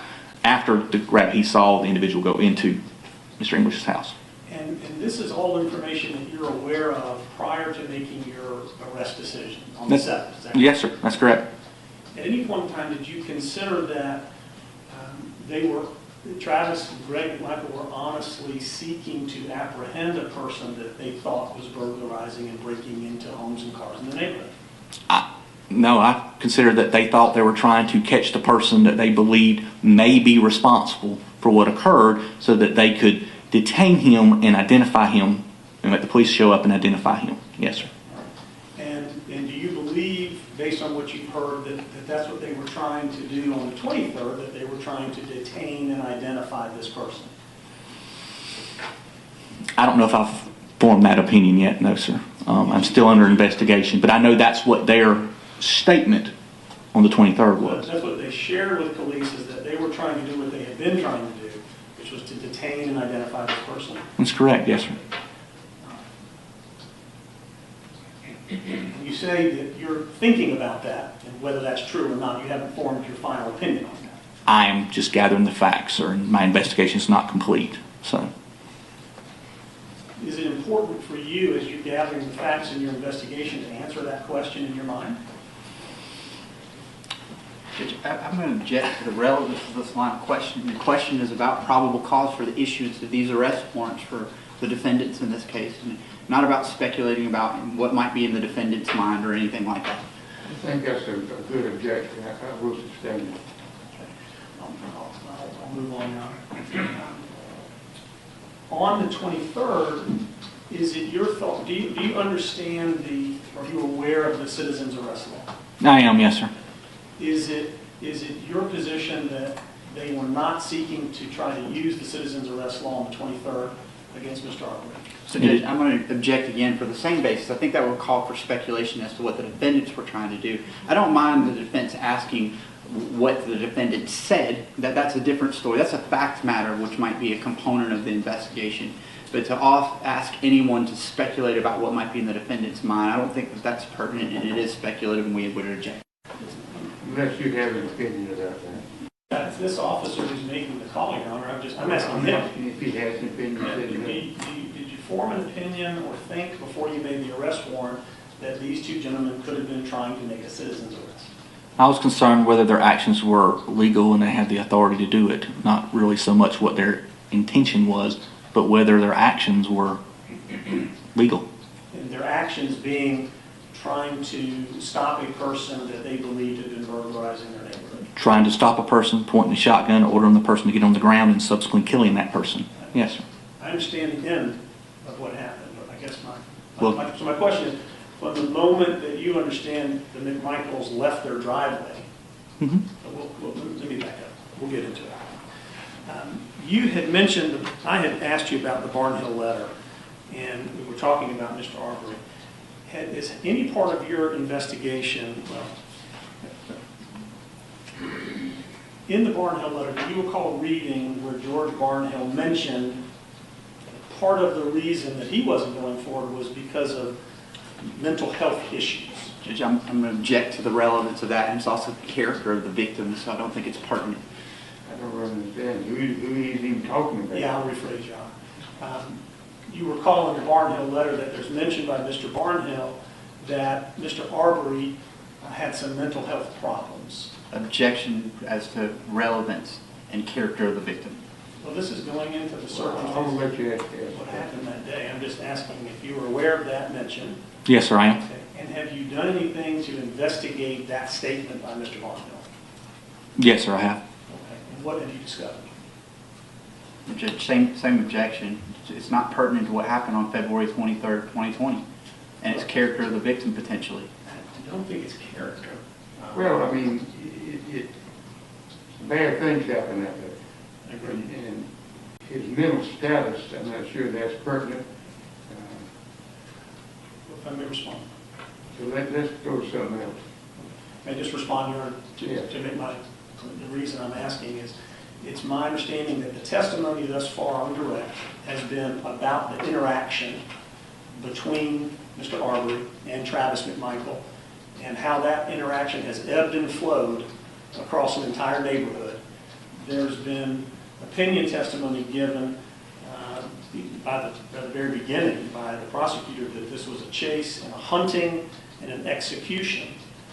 And really, what we're talking about here is the interaction of two men. Well, that's Gone not what into we're this- talking about. Sorry? That's not what we're talking about. Well, I'm talking about whether or not, what the answers to the question about, is there anything about the mental history that could have played a role in this interaction that would ultimately go to the question of whether this was a case of self-defense and not a case of felony murder and aggravated assault. So that would be the reason I would ask the question. All right, I'll let you ask that question. Judge, I do want to point out, there's no evidence before the court. I understand that these defendants even knew what history the deceased victim in this case has. So this serves no purpose other than to cast his character into question, and we object on that basis. It certainly is almost immaterial, but I'll let you go ahead. What did you want to say? Through interviews and review of mental health records, we learned that Mr. Aubry had previously been diagnosed with a mental illness. I believe it was, I'm not 100% sure on what the exact diagnosis was. And what were the features of that mental illness? I believe at the time he was having auditory hallucinations, is the best I can recall, back when he had the mental health diagnosis. When was that diagnosis? I don't recall the date. Do you have your file where you might be able to review that? I do not believe it's in my file. That's in the Glenn County Police Department file. I have requested that another subpoena be issued for the mental health records in their entirety. The ones I reviewed was in the Glenn County Police Department file. Okay, and who is it, what officer in Glenn County was the one that uncovered that or was diving into that issue? I believe it was requested from the coroner's office to obtain a subpoena for the mental health records. I don't remember which officer. You can't identify for us which Glenn County officer had gathered that information? It came from the coroner's office. I do not know which officer entered it into the Glenn County Police Department file. Came from the coroner's office. Do you know the provider of the records?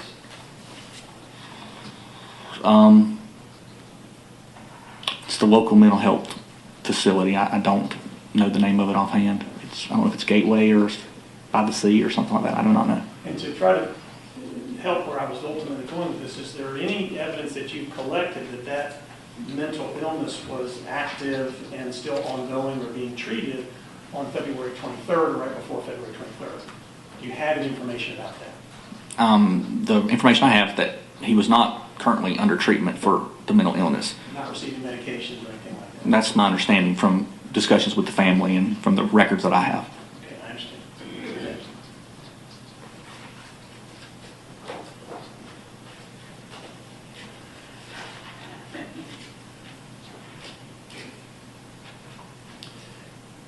As you were investigating and reviewing documents, were you trying to make a determination before the arrest decision of whether or not this could be a case of self-defense?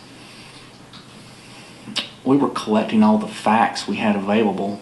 Then when we had a meeting with the district attorney, presented those facts, had a discussion. I mean, I don't know if there was an ongoing... You discussed it Yes, sir.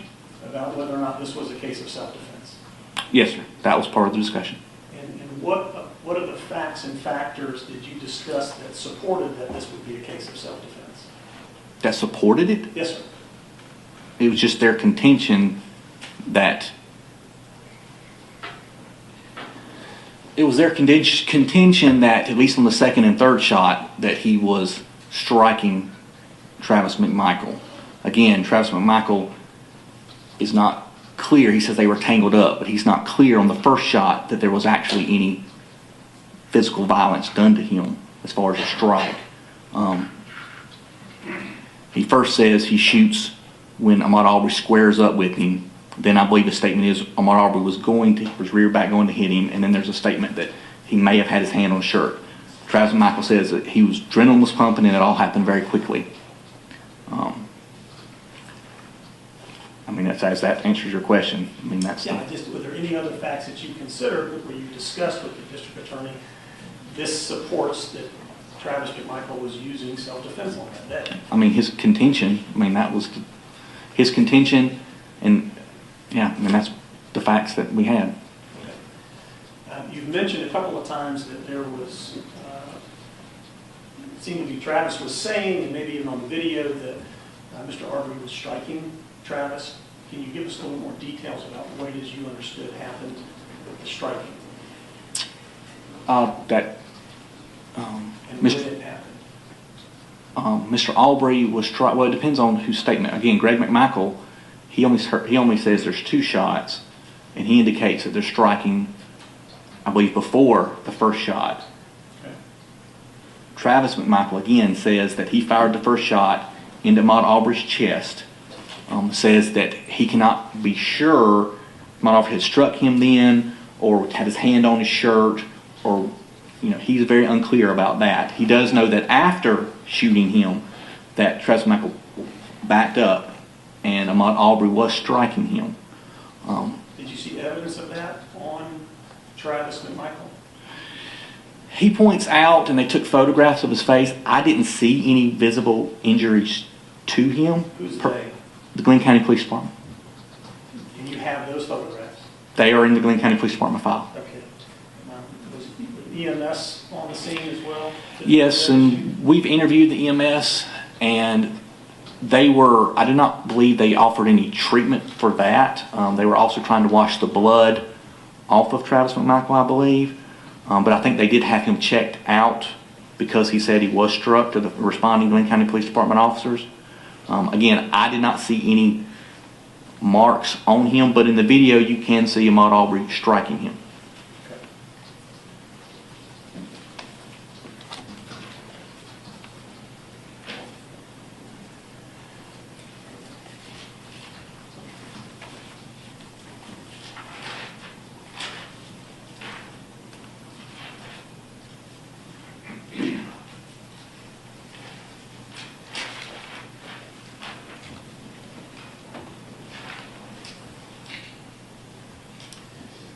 In the Facebook group posts where they're discussing about the break-ins and the burglaries, did you find anything within the Facebook group itself that they were making explicit racial comments about these things, or whether they were simply discussing what was happening? Did you find anything in those posts? I don't recall seeing anything explicitly racial in the Satilla Shores Facebook posts. They were seeking simply to figure out what was going on in the neighborhood. Well, and it's not just break-ins. They posted a lot of stuff on there happens in the neighborhood. I mean, somebody's gotten stuff for sale or something like that. It's not solely focused on criminal activity or break-ins. When you spoke with, or when you reviewed Travis's statement or his father's statement, I apologize if you've said this already, did they tell police that when they saw Mr. Aubry running past their house that they in fact believed he was the person that had been in the neighborhood in the homes late at night previously? Greg McMichael said that during his statement, that he recognized him, and then he went, as far as that person, he did not know him before that incident, according to Greg McMichael. When they asked Travis McMichael, when he called up to Mr. Aubry in the truck, he's almost 100% sure, I think was his statement, that was the individual that he had seen on video from the February 11th incident. Did you learn about Travis's kind of mental state on February 11th when he responded and called the police, whether or not he was frightened or scared? Judge, I reject the call for speculation about what a defendant is feeling tonight. I didn't ask him to speculate, Your Honor. I asked him if he said whether or not he was frightened or scared at that time. I'm sorry. You may answer. I don't recall any statement he made about that. Have you listened to the 911 call from February 11th? I believe so, but I don't recall that statement in it. You don't remember whether or not Travis sounded frightened or whether he said he was scared or reported that he was scared on that night? I don't remember that. No, sir. I don't remember. No, don't remember. Okay.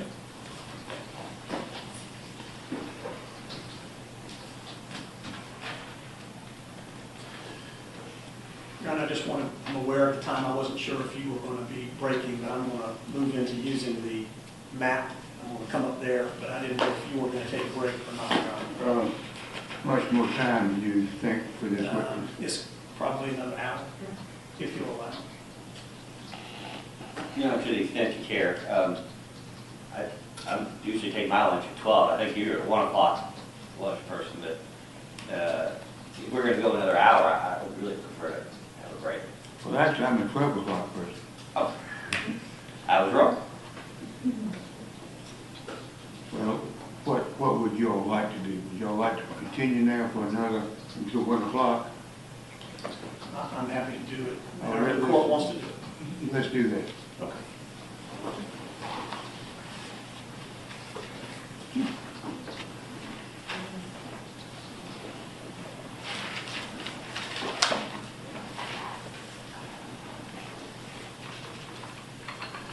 I approach the witness out there.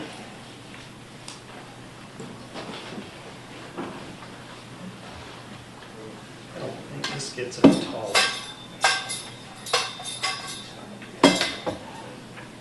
Bob? Yeah, I think I'll go ahead. Joe?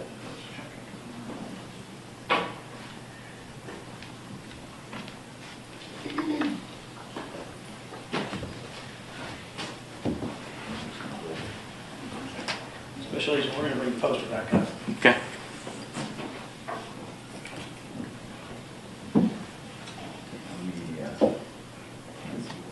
Is that oriented the right way, the way we had before? Maybe that. Yeah. Okay. And Bob, if you'll tilt it down more. There you go. Perfect. Okay. So I think your testimony is that there is a video that picks up Mr. Aubry as he comes into or onto Satilla Drive. Is that correct? There is a video of him from across the street from the house under construction, which is approximately here, that sees him come into frame traveling in this Whose direction. video camera is that? I can't recall his name. It's his house across the street. And you've now got a copy of the entire video, correct? Yes, that's correct. All right. And on the video, what does it show Mr. Aubry is doing as he approaches the house? Is he walking or is he running? I don't recall. How's that? I don't remember if he was walking or running. I remember him coming into frame, but I don't remember if he was in a jog or running or walking. Well, you testified that you believe he was on a jog, but you're saying you don't remember whether he was on a jog? No, sir. You asked me when he comes into frame, what is he doing? And how much space do you have as he comes into frame? About how many feet of frame does he, or how many feet of road do you think that he uses as he comes up to the house? I couldn't estimate that, sir. Don't know. Couldn't estimate it, no, sir. Have you sought to measure any of these distances as part of your investigation at this point? There has been a scan done involving a three-dimensional Leica scanner done, which includes measurements all around. I'm sorry, what kind of scanner? A Leica scanner, which does three-dimensional measurements using lasers of that area. There has also been a drone flight through to help show distances. Great. Okay. And then I think you said that he enters into 220 Satilla at that time. Yes, sir, he does. And that's where we pick up with the video showing him walking into the house. Is that correct? He enters the house, yes, right? Because I don't know if he comes into frame running or jogging, but he goes into the house. That's correct. Okay. I think you testified there was an individual that called the police and came outside. Yes. Mr. Albenzi, does that sound right? Yeah, Albenzi, something like that, yes, sir. Any information about whether or not Mr. Albenzi shouted across the street to Mr. Aubry or said anything to Mr. Aubry? No, sir. My understanding is he did not. He did not say anything. That's my understanding, yes, sir. Okay. And he calls the police, and then at some point, I think you testified that Mr. Aubry then runs out of the house. Yes, sir. He comes out the door and runs, which is what he has been seen to do on previous video. Coming out of that house and running. Yes, sir. Okay. All right. And he runs out of the house down, does he just run down the driveway and into the road, or does he cut across the yard? Do you notice? I don't recall that. I don't recall. And he begins to make his way down in front of 230 Satilla Drive, which is Greg McMichael's home. Is that what you testified to? Yes, sir, that's correct. What is it that you understand Greg McMichael sees, observes, and says at that moment when he's out in his driveway? My understanding, he sees Mr. Aubry running past. According to Greg McMichael's statement, again, he doesn't know if Mr. Aubry's chasing somebody or somebody's chasing him, but he recognized him as the person that's been in the house previously, and says that he suspects that Mr. Aubry may have been involved in thefts in the past.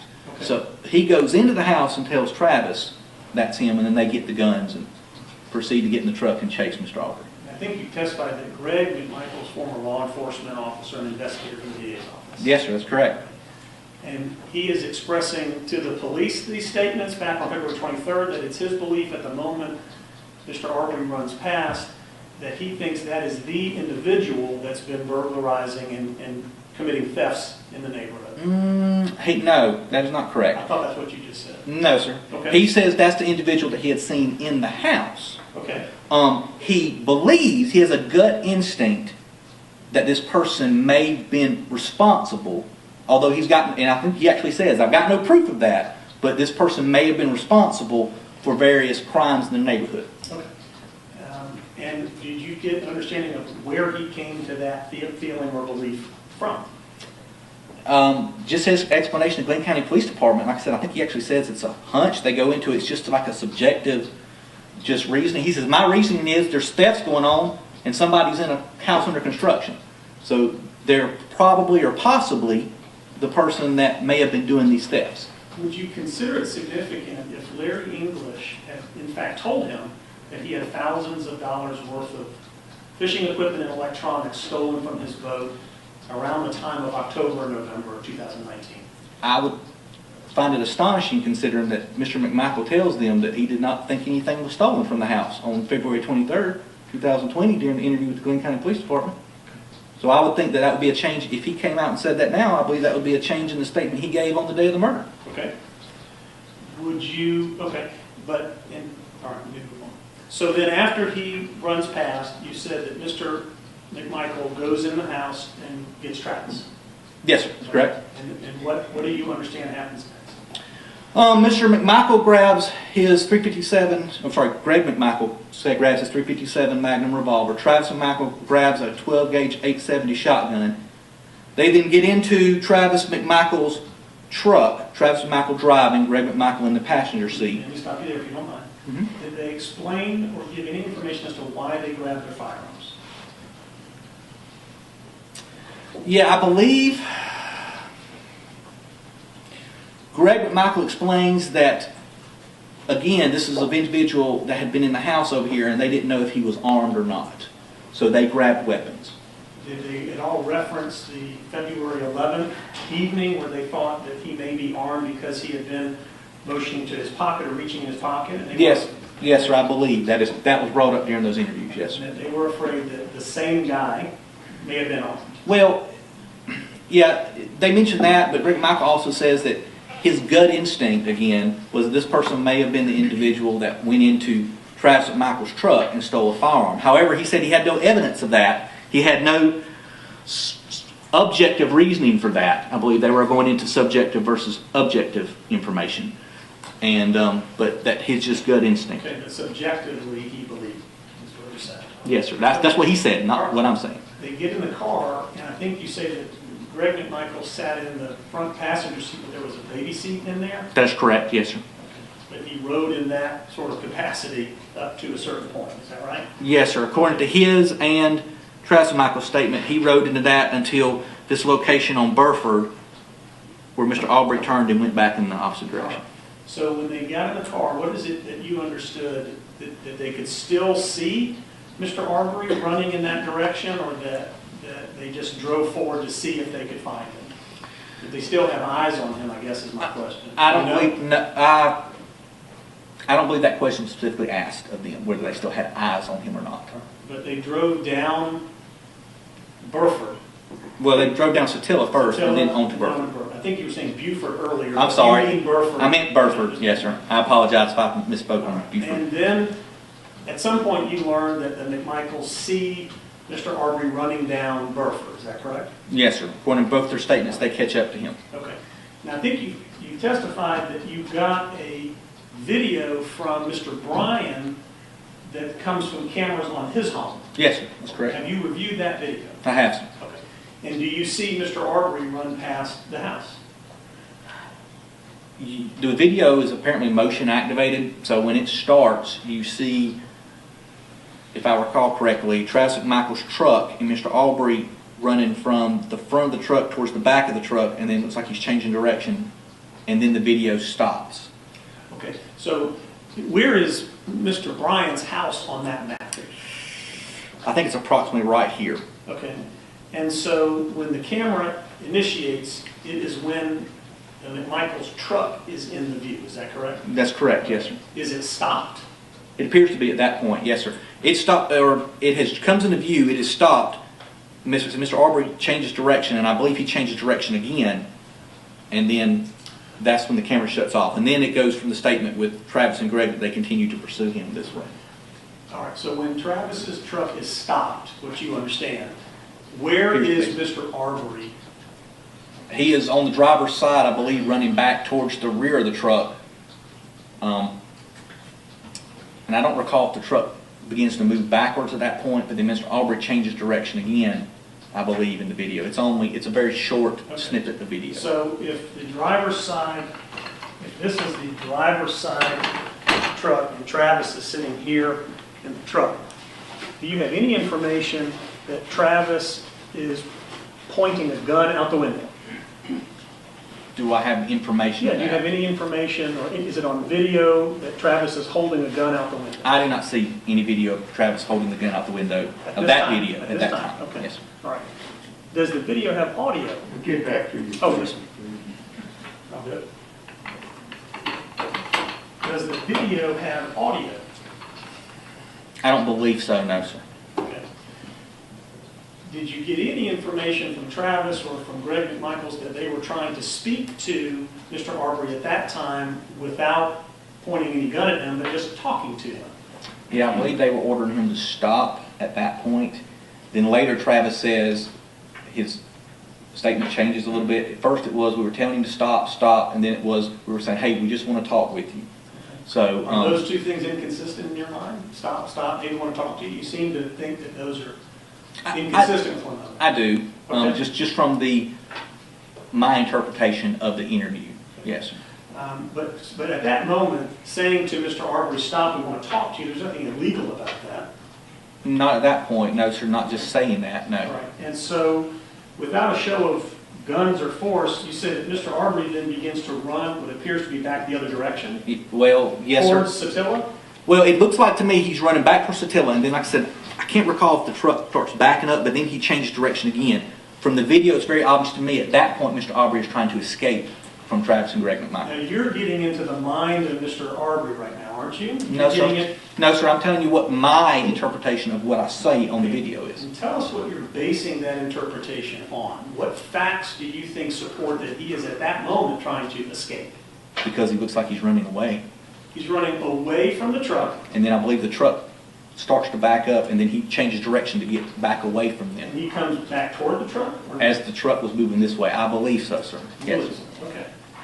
At this point in time, do you know where Mr. Bryan's truck is and whether it's come out of the driveway or not? It has not. It is in video frame, parked in the driveway. Okay, so as you're trying to interpret the running away aspects of what Mr. Aubry is doing, you're not saying that he ran this way, then stopped because he saw Mr. Bryan's truck and ran back. No, sir. You're just seeing him sort of change directions and hover around that area. No, sir. My interpretation is that he's changing direction because the truck was going backwards. Okay. He's trying to escape the truck. So the truck's going backwards and he decides to run back in front of the truck To get away from it. That is my interpretation of it. and not back out Satilla Shores.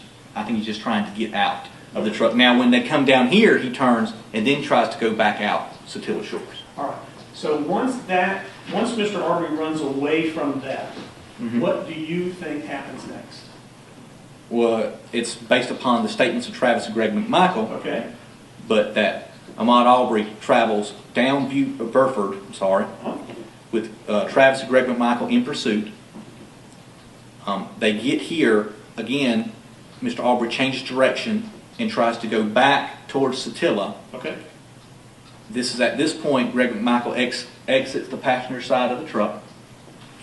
He starts to go back down Buford, but Mr. Aubry is running back down Burford. I'm sorry. It's okay. At this point, Mr. Bryan pulls his vehicle to try to block the road, to block Mr. Aubry in. This is his first attempt. Let me stop you there if you don't mind, so I can follow you.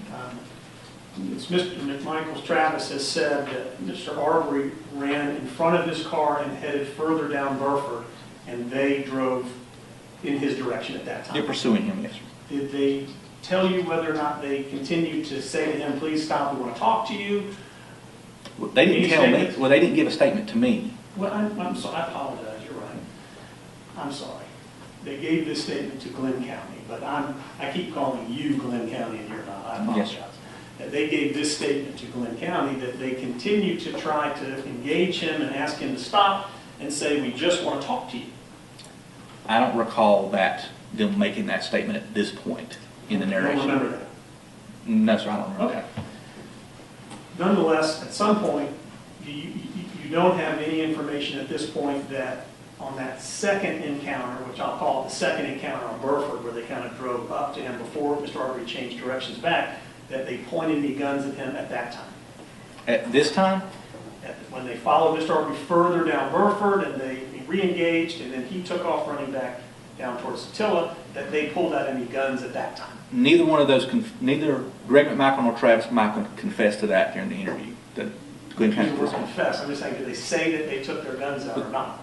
Well, that would be a confession. If they said they pointed a gun at him like you described earlier, that would be a crime, in my opinion, which would be a confession. Okay. But you don't have any information that they did pull guns out? No other videos or anything like that? No, sir. Okay. I do not. And I understand that Mr. Aubry is running back, which I'll call up Burford towards Satilla.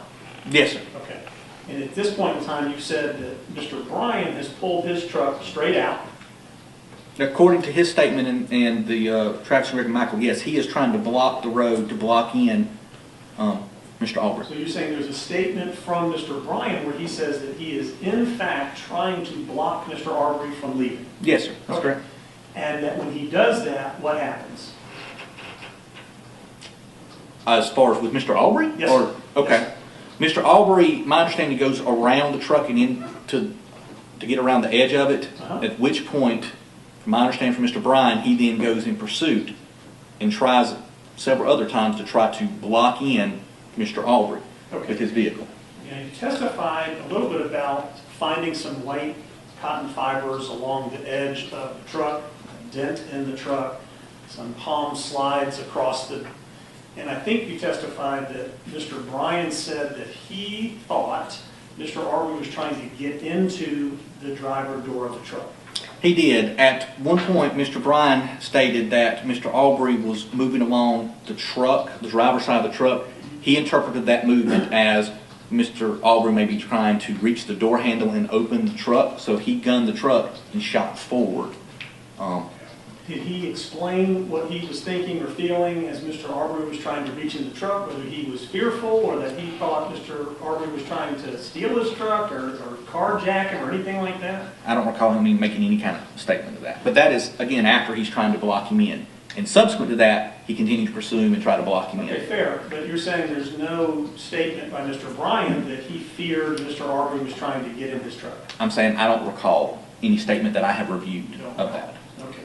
Do you need your case file? Because a lot of the answers we're starting to get are, I don't remember, I don't recall. No, sir. I did not do the interview with Mr. Bryan, so I cannot answer something that I have not reviewed the recording of or the interview of him. You're asking me has he said that? I can only tell you to what I have knowledge of. All right, so you haven't really completed your review of even the video and the interview of Mr. No. Bryan? Sir, my agent has interviewed him. He's reported back to me of what it is. He has to complete a report, which is attached. And then at that point, I will sign off on the report and attach it. That's part of the process. However, you're asking me specific details about an interview that I was not present at, nor did I review a video on. So I cannot be definitive to say he has not said something if I was not there. I do not want to misspeak. I got it. And now I understand that you haven't reviewed the video of the interview. I understand that. Sir, I don't even know if there is a video. It could have been audio of the interview my agent did with him.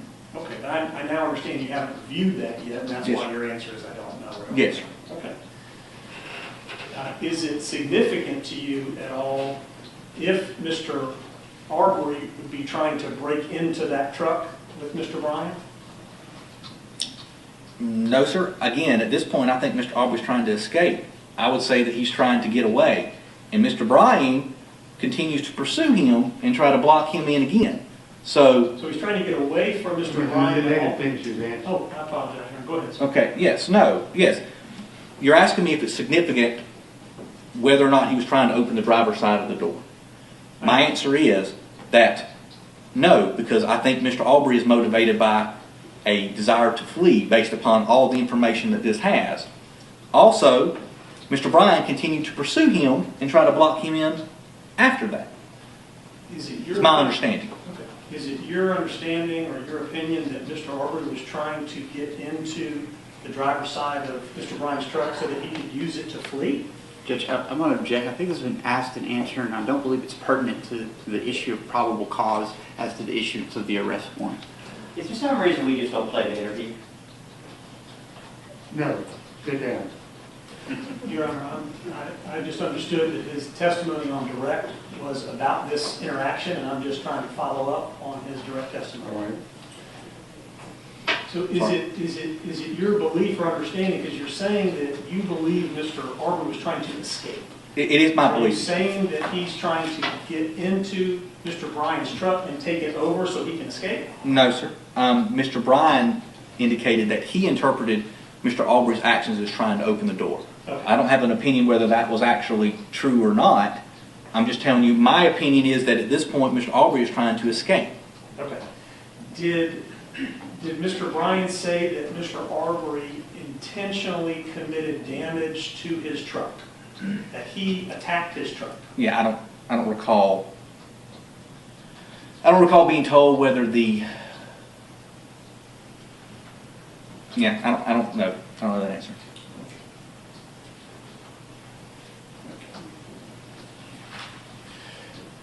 Following this exchange, I guess, between Mr. Aubry and Mr. Bryan's truck, what happens next as far as you know?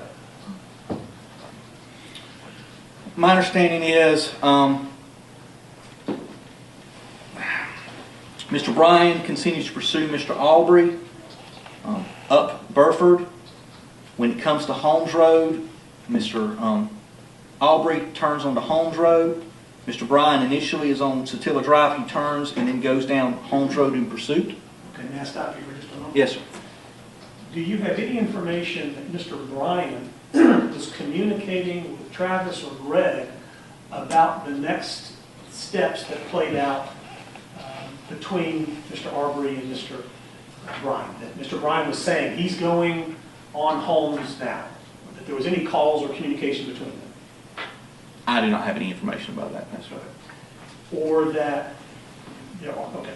And you said that Mr. Bryan goes straight down Satilla, essentially, but Well, I Mr. think- Aubry turns right on Holmes. I think he's pursuing, my interpretation is that he's pursuing, he overshoots when Mr. Aubry cuts suddenly down Holmes to try to get away, and then Mr. Bryan had to turn back to continue pursuit. Do you have any information that Travis or Greg saw where Mr. Aubry went, whether it was Satilla or Holmes or otherwise? No, from the interviews, it appears to me that Travis McMichael's intention was to come back through Zellwood and try to cut Mr. Aubry off here, with Mr. Bryan here and Mr. Travis and catch him between them here. That's my understanding from the interview. Right, so your understanding is that what information do you have that Travis McMichael said, I'm going to go up this direction and come down Holmes because I know I can catch Mr. Aubry there? How is it that he is informed, in your opinion, that Mr. Aubry is on Holmes Road? No, I say that he's wanting to catch Mr. Aubry here, but when he comes down Holmes Road, he sees Mr. Aubry. You think he sees him? Yes, sir. I believe he says that in his interview. Okay, so when he comes on Holmes Road, he says he sees him on Holmes Road. Is that right? Yes, sir. Well, the shooting took place on Holmes Road as well. So during the interview, my understanding is that he sees him here on Holmes Road. But again, like I said, he definitely says he sees him on Holmes Road. He shoots him on Holmes Road. It's his statement. So let me just break this down because I want to make sure I understand. Prior to seeing him on Holmes Road, do you have any information that Travis McMichael is aware that Mr. Aubry is on Holmes Road? No, I think from the interview I got is that he's wanting to loop around and catch him here. Again, that's my interpretation of what he is telling the investigator of the Glenn County Police Department. That he wants to go all the way around to come back to Burford? And catch him, yes, sir. And not just back down Burford? Well, Greg McMichael encourages him to back down Burford and catch him, but Travis says, no, it's loop around. Okay. But prior to that, you don't have any information that Travis knows Mr. Aubry is on Holmes Road. Is that correct? Not until he sees him on Holmes Road. And then he comes up and he turns on Holmes Road and he sees him where you were pointing to, higher up Holmes Road. Is that right? Yes, sir, I believe so. He drives on the road and physically sees him up there. I believe so because Mr. Bryan is here. Well, it's probably not that far down. Mr. Bryan is here, and this is where the video starts, and Mr. Aubry coming back towards Mr. Bryan. At that point, Mr. Bryan puts the phone down. He then pulls off the road to allow Travis McMichael's truck to pass. Did Travis McMichaels ever say to you, or Greg say to you, that he observed the interaction between Mr. Aubry and Mr. Bryan's truck around the end there of Burford Road, or that he may have seen Mr. Aubry attacking the truck or acting in an odd manner about the truck? Well, again, they didn't make the statement to me. They made it to Glenn County Police Department. Yeah. I did not recall them making any kind of statement about seeing him try to attack Mr. Aubry's truck, Mr. Bryan's truck on Burford. I do not recall them making any statement in reference to that. And then I think what you've said is you believe Mr. McMichael sees Mr. Aubry on the upper part of the road, and then is it that they drive past Mr. Aubry? And that part is not clear in the interview, exactly how they got in front of Mr. Aubry, and it's not really addressed in the interview. That is just me knowing that they're behind him at this point, and at this point they're in front of him. So at some point they had to pass him, but that is not addressed in the interview. And do you have any information? Okay, so you don't have any information about what kind of interaction, if any, there was that they go past him or whatnot? It's not mentioned in the interview. And to make sure, throughout this entire time, do you have any evidence of any kind of texting communications between the McMichaels and Mr. Bryan or anybody else in the neighborhood as they're trying to communicate about Mr. Aubry, where he is and how they can stop him or catch him, as you put it? I have no evidence of that at this point, no, sir.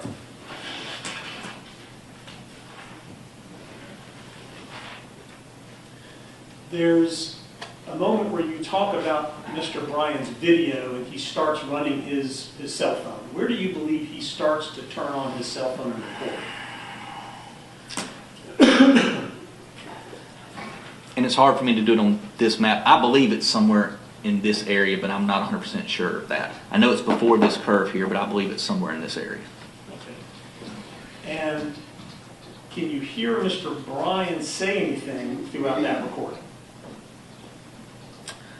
I believe he makes a statement speaking to himself at one point and it's after he's put the phone down, I believe. He makes some kind of statement, and I don't remember his exact words, but something along the lines of, I'm going to go on, or something like that. Okay. I thought I recall you testifying that Mr. Bryan may have said something to the effect of, do you got him, or block him in, or something like that. Where do you hear that statement being made? Well, I don't hear that. That's the statement that he says he made. Oh, so he says, Mr. Bryan says that Yeah. he, When he first sees them before he gets in his truck in pursuit, he asks the people in the truck, which is Travis McMichael, and I don't even know if he saw Greg at that point, but Travis McMichael in the truck that's pursuing Ahmad Aubry, he asks, "Do you got him?" he says that's what he says to Yes, Greg sir. or Travis. Yes, sir. I believe that's something to that effect. Anyway, I believe that's what he says. You also mentioned that you think Mr. Aubry ran into a ditch somewhere, or ran down into a ditch. Where is that? I'm not clear. I believe that's on Burford, and that's from Mr. Mr. Bryan? Bryan. Thank you. My mind slipped. From Bryan's statement that he made that Mr. Aubry kept going into the ditch to get around his vehicle. He was trying to cut him off and block And him. is this a statement that he made originally to the Glenn County Police Department? Yes, sir. Okay. Once the video picks up, and I think you say we see Mr. Aubry running towards Travis McMichael's truck. That truck is parked. Mr. Aubry wrote the video that Mr. Bryan had. Okay. Yes, sir. Well, no, there. No, the handheld video of the cell phone. Yes, On sir. Holmes Road. It's on Holmes Road. He's running towards Mr. Bryan's truck. He's running, so in the first part of the video, He's changing direction and coming towards Mr. Bryan's truck. Mr. Aubry is running towards Mr. Bryan's truck. Yes, sir. Okay. Do we see Mr. McMichael's truck at all during this time? No, sir. He's running at him head-on to the car? It's more at an angle, but it looks like he's just changing directions and coming towards Mr. Bryan in the video. Okay. And then Mr. Bryan puts his phone down. He puts his phone down, and then we don't have any orientation at all until he picks it back up. Yes, Now and- we see him, Mr. Aubry, running towards the McMichaels. Yes, sir. That's correct. At that point, I know you said you have a drone doing some mapping and all that. Do you know how far Mr. Aubry was away from Mr. McMichael's truck when that video picks up and we see him running toward the truck? Is it 10 feet, 50 feet, 100 feet? Do we know? I don't have that information. Do you have any information that Travis or his father at that opportunity are saying to Mr. Aubry, stop, we want to talk to you, stop, or anything like that? Stop running or whatever. I believe Greg McMichael's statement is he was saying stop. Travis McMichael's statement, he was saying stop, get on the ground.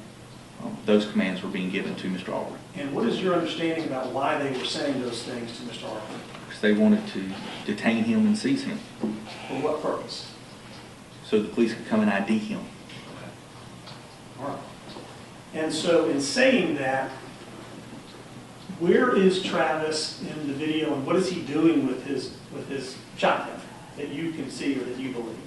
Pointing it at Mr. Aubry. So you're saying the video shows that he's pointing it straight at Mr. Aubry? His arm is up in a shooting position is what I see. Yes, sir.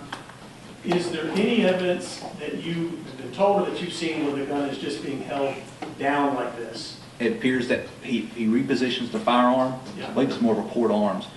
After you see Mr. Aubry change direction and going towards the passenger side. Okay. All right.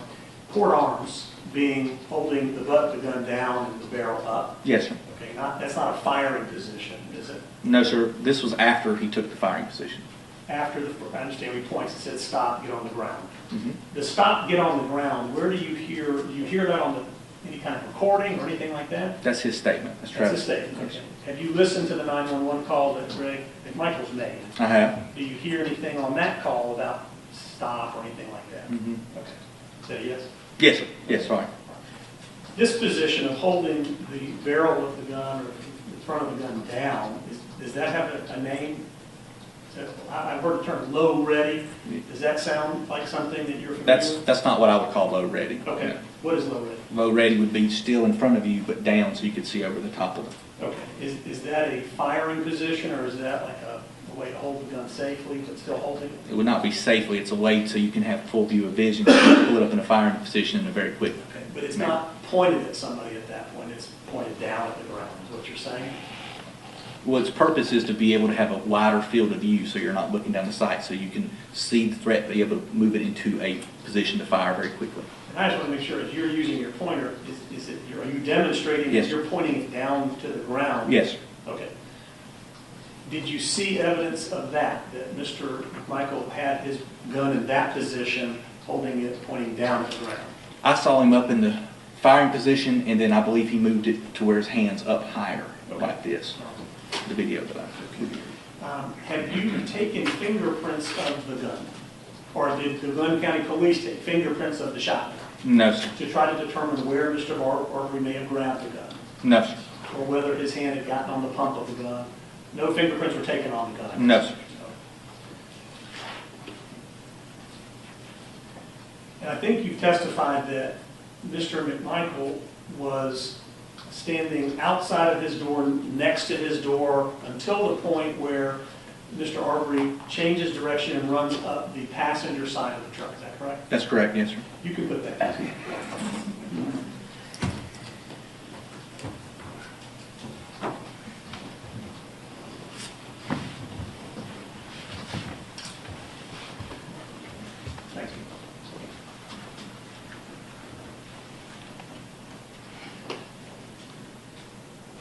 Is the only evidence that you have of what happens next, it simply comes from the video and talking with Travis McMichael, Greg McMichael, and Mr. Bryan? And the body of Mr. Aubry, which has the holes in it. There's no other cameras from any homes along Holmes Drive or anything like that? Not that we've been able to locate, no, sir. Okay. And so what is it that you understand Travis is thinking as he is standing at now the front of his truck as Mr. Aubry runs up the passenger side? I'm going to object to the phrasing of the question because that would clearly call for speculation about what somebody is thinking. I don't mind them asking as a fact matter what was said about what was thinking, but that's for two distinct, different questions. What did Travis tell you he was thinking as Mr. Aubry came up the right side of the truck toward the front of the truck?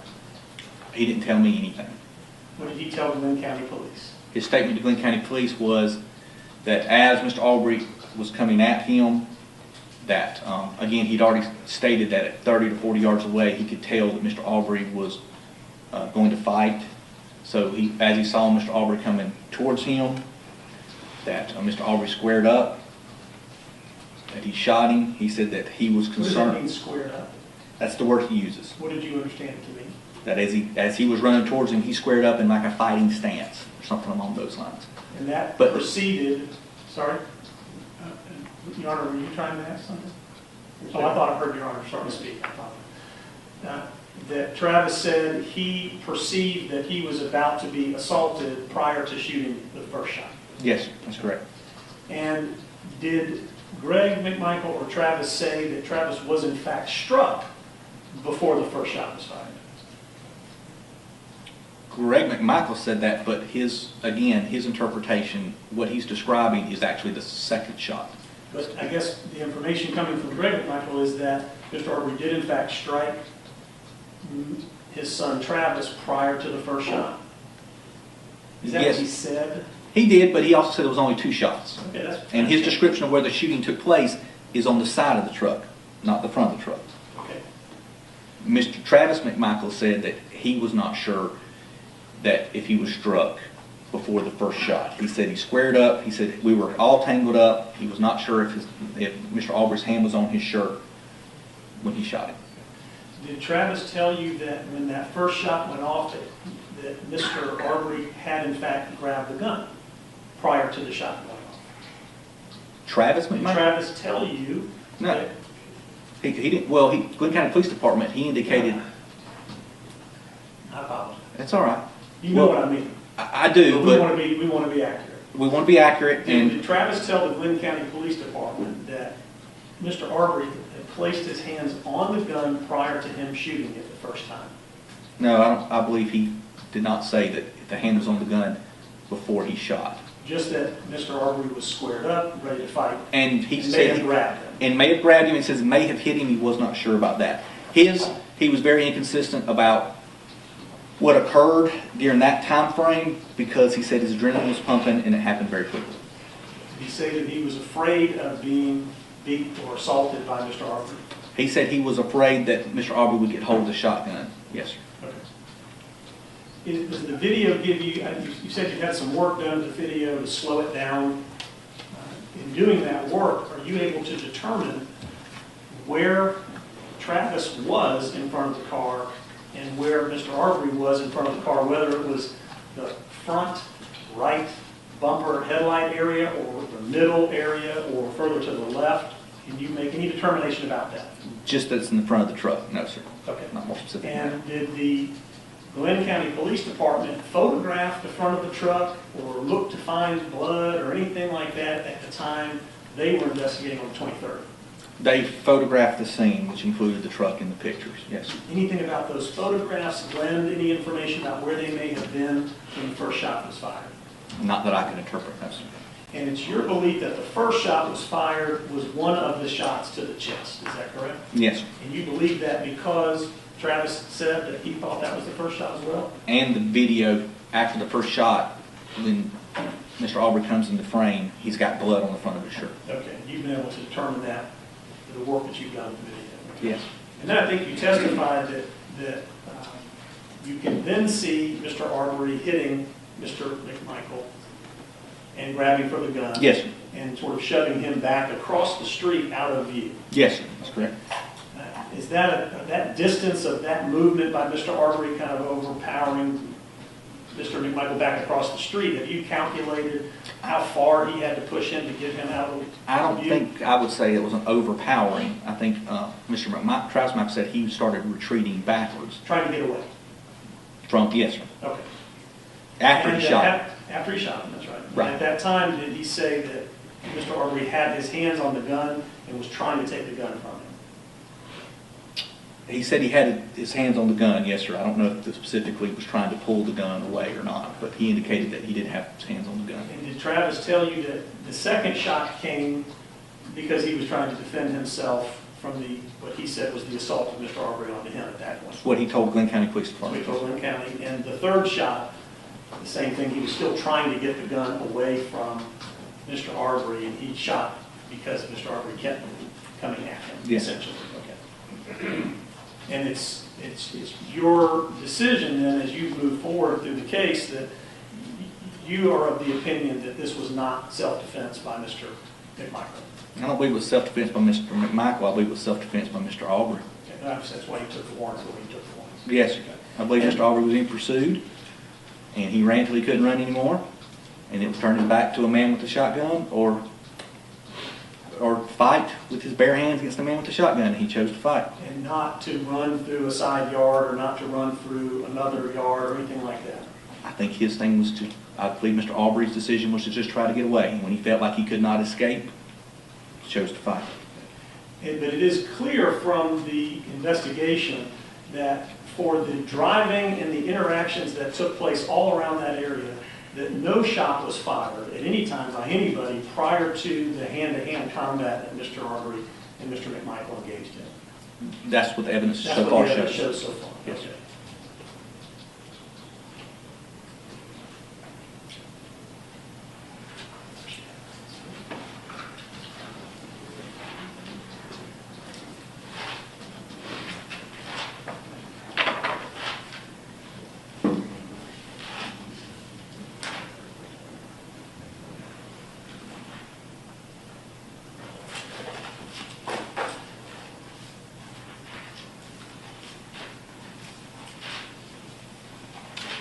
I'm just going to take me just a second to move through my notes to make sure I haven't All right. missed questions. I'm going to try to conclude here momentarily.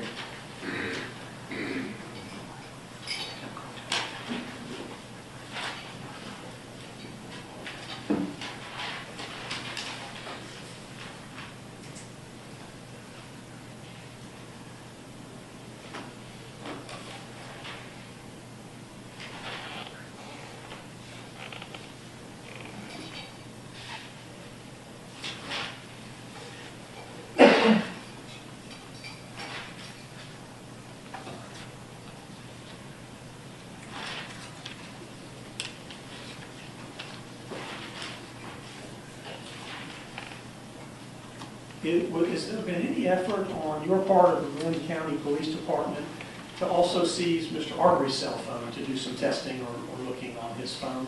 I did. I explored that option. At the time of the shooting incident, Mr. Aubry did not have a cell phone. It had been broken. Apparently, according to his family, during his runs, he would often drop his cell phone and they would break, and the last time he broke it, his mother said, "I'm not buying you another phone if you're going to continue to break them while you're running." In investigating, I'm going to go back and pick up a couple of things that may be a little out of order. Okay. In investigating the incidences that were ongoing in the Satilla Shores neighborhood, there was an incident on January 1st, 2020, where a car was broken into that was not Mr. McMichael's car. It was another car where another gun had been stolen. Are you aware of that? I am not, no, sir. Where the fingerprints were taken from that car? I am not aware of that, no, sir. Did you become aware of Officer Rash's involvement with the Glenn County Police Department, or speak to him about, or have one of your agents speak to him about his trying to assist the Satilla Shores neighborhood with the burglaries and break-ins? I did, yes. Or I had one of my agents interview him, yes, sir. Okay. Did you learn anything from him that you felt was concerning about the neighbors' efforts or the McMichaels' efforts to solve the crime issue in their neighborhood? I don't guess I understand your question. What did you learn from him? Let's keep it simple. I believe he had written a report. I believe his statement to the agent was that he was familiar with the ongoing trespassing issue, that Greg McMichael he had interacted with Greg McMichael. Greg McMichael had told him to pass along a message to Ware English that if he saw the guy in the house again, that he could always call Greg McMichael and provide his number. So Officer Rash did that. So Officer Rash encouraged Larry English to call Greg McMichael? No, sir. Officer Rash said he was just passing along the message, was his interpretation. Mr. English, though, did not see the message until after the shooting incident had occurred. He just had missed the text messages that had come through, apparently, according to his statement. Okay.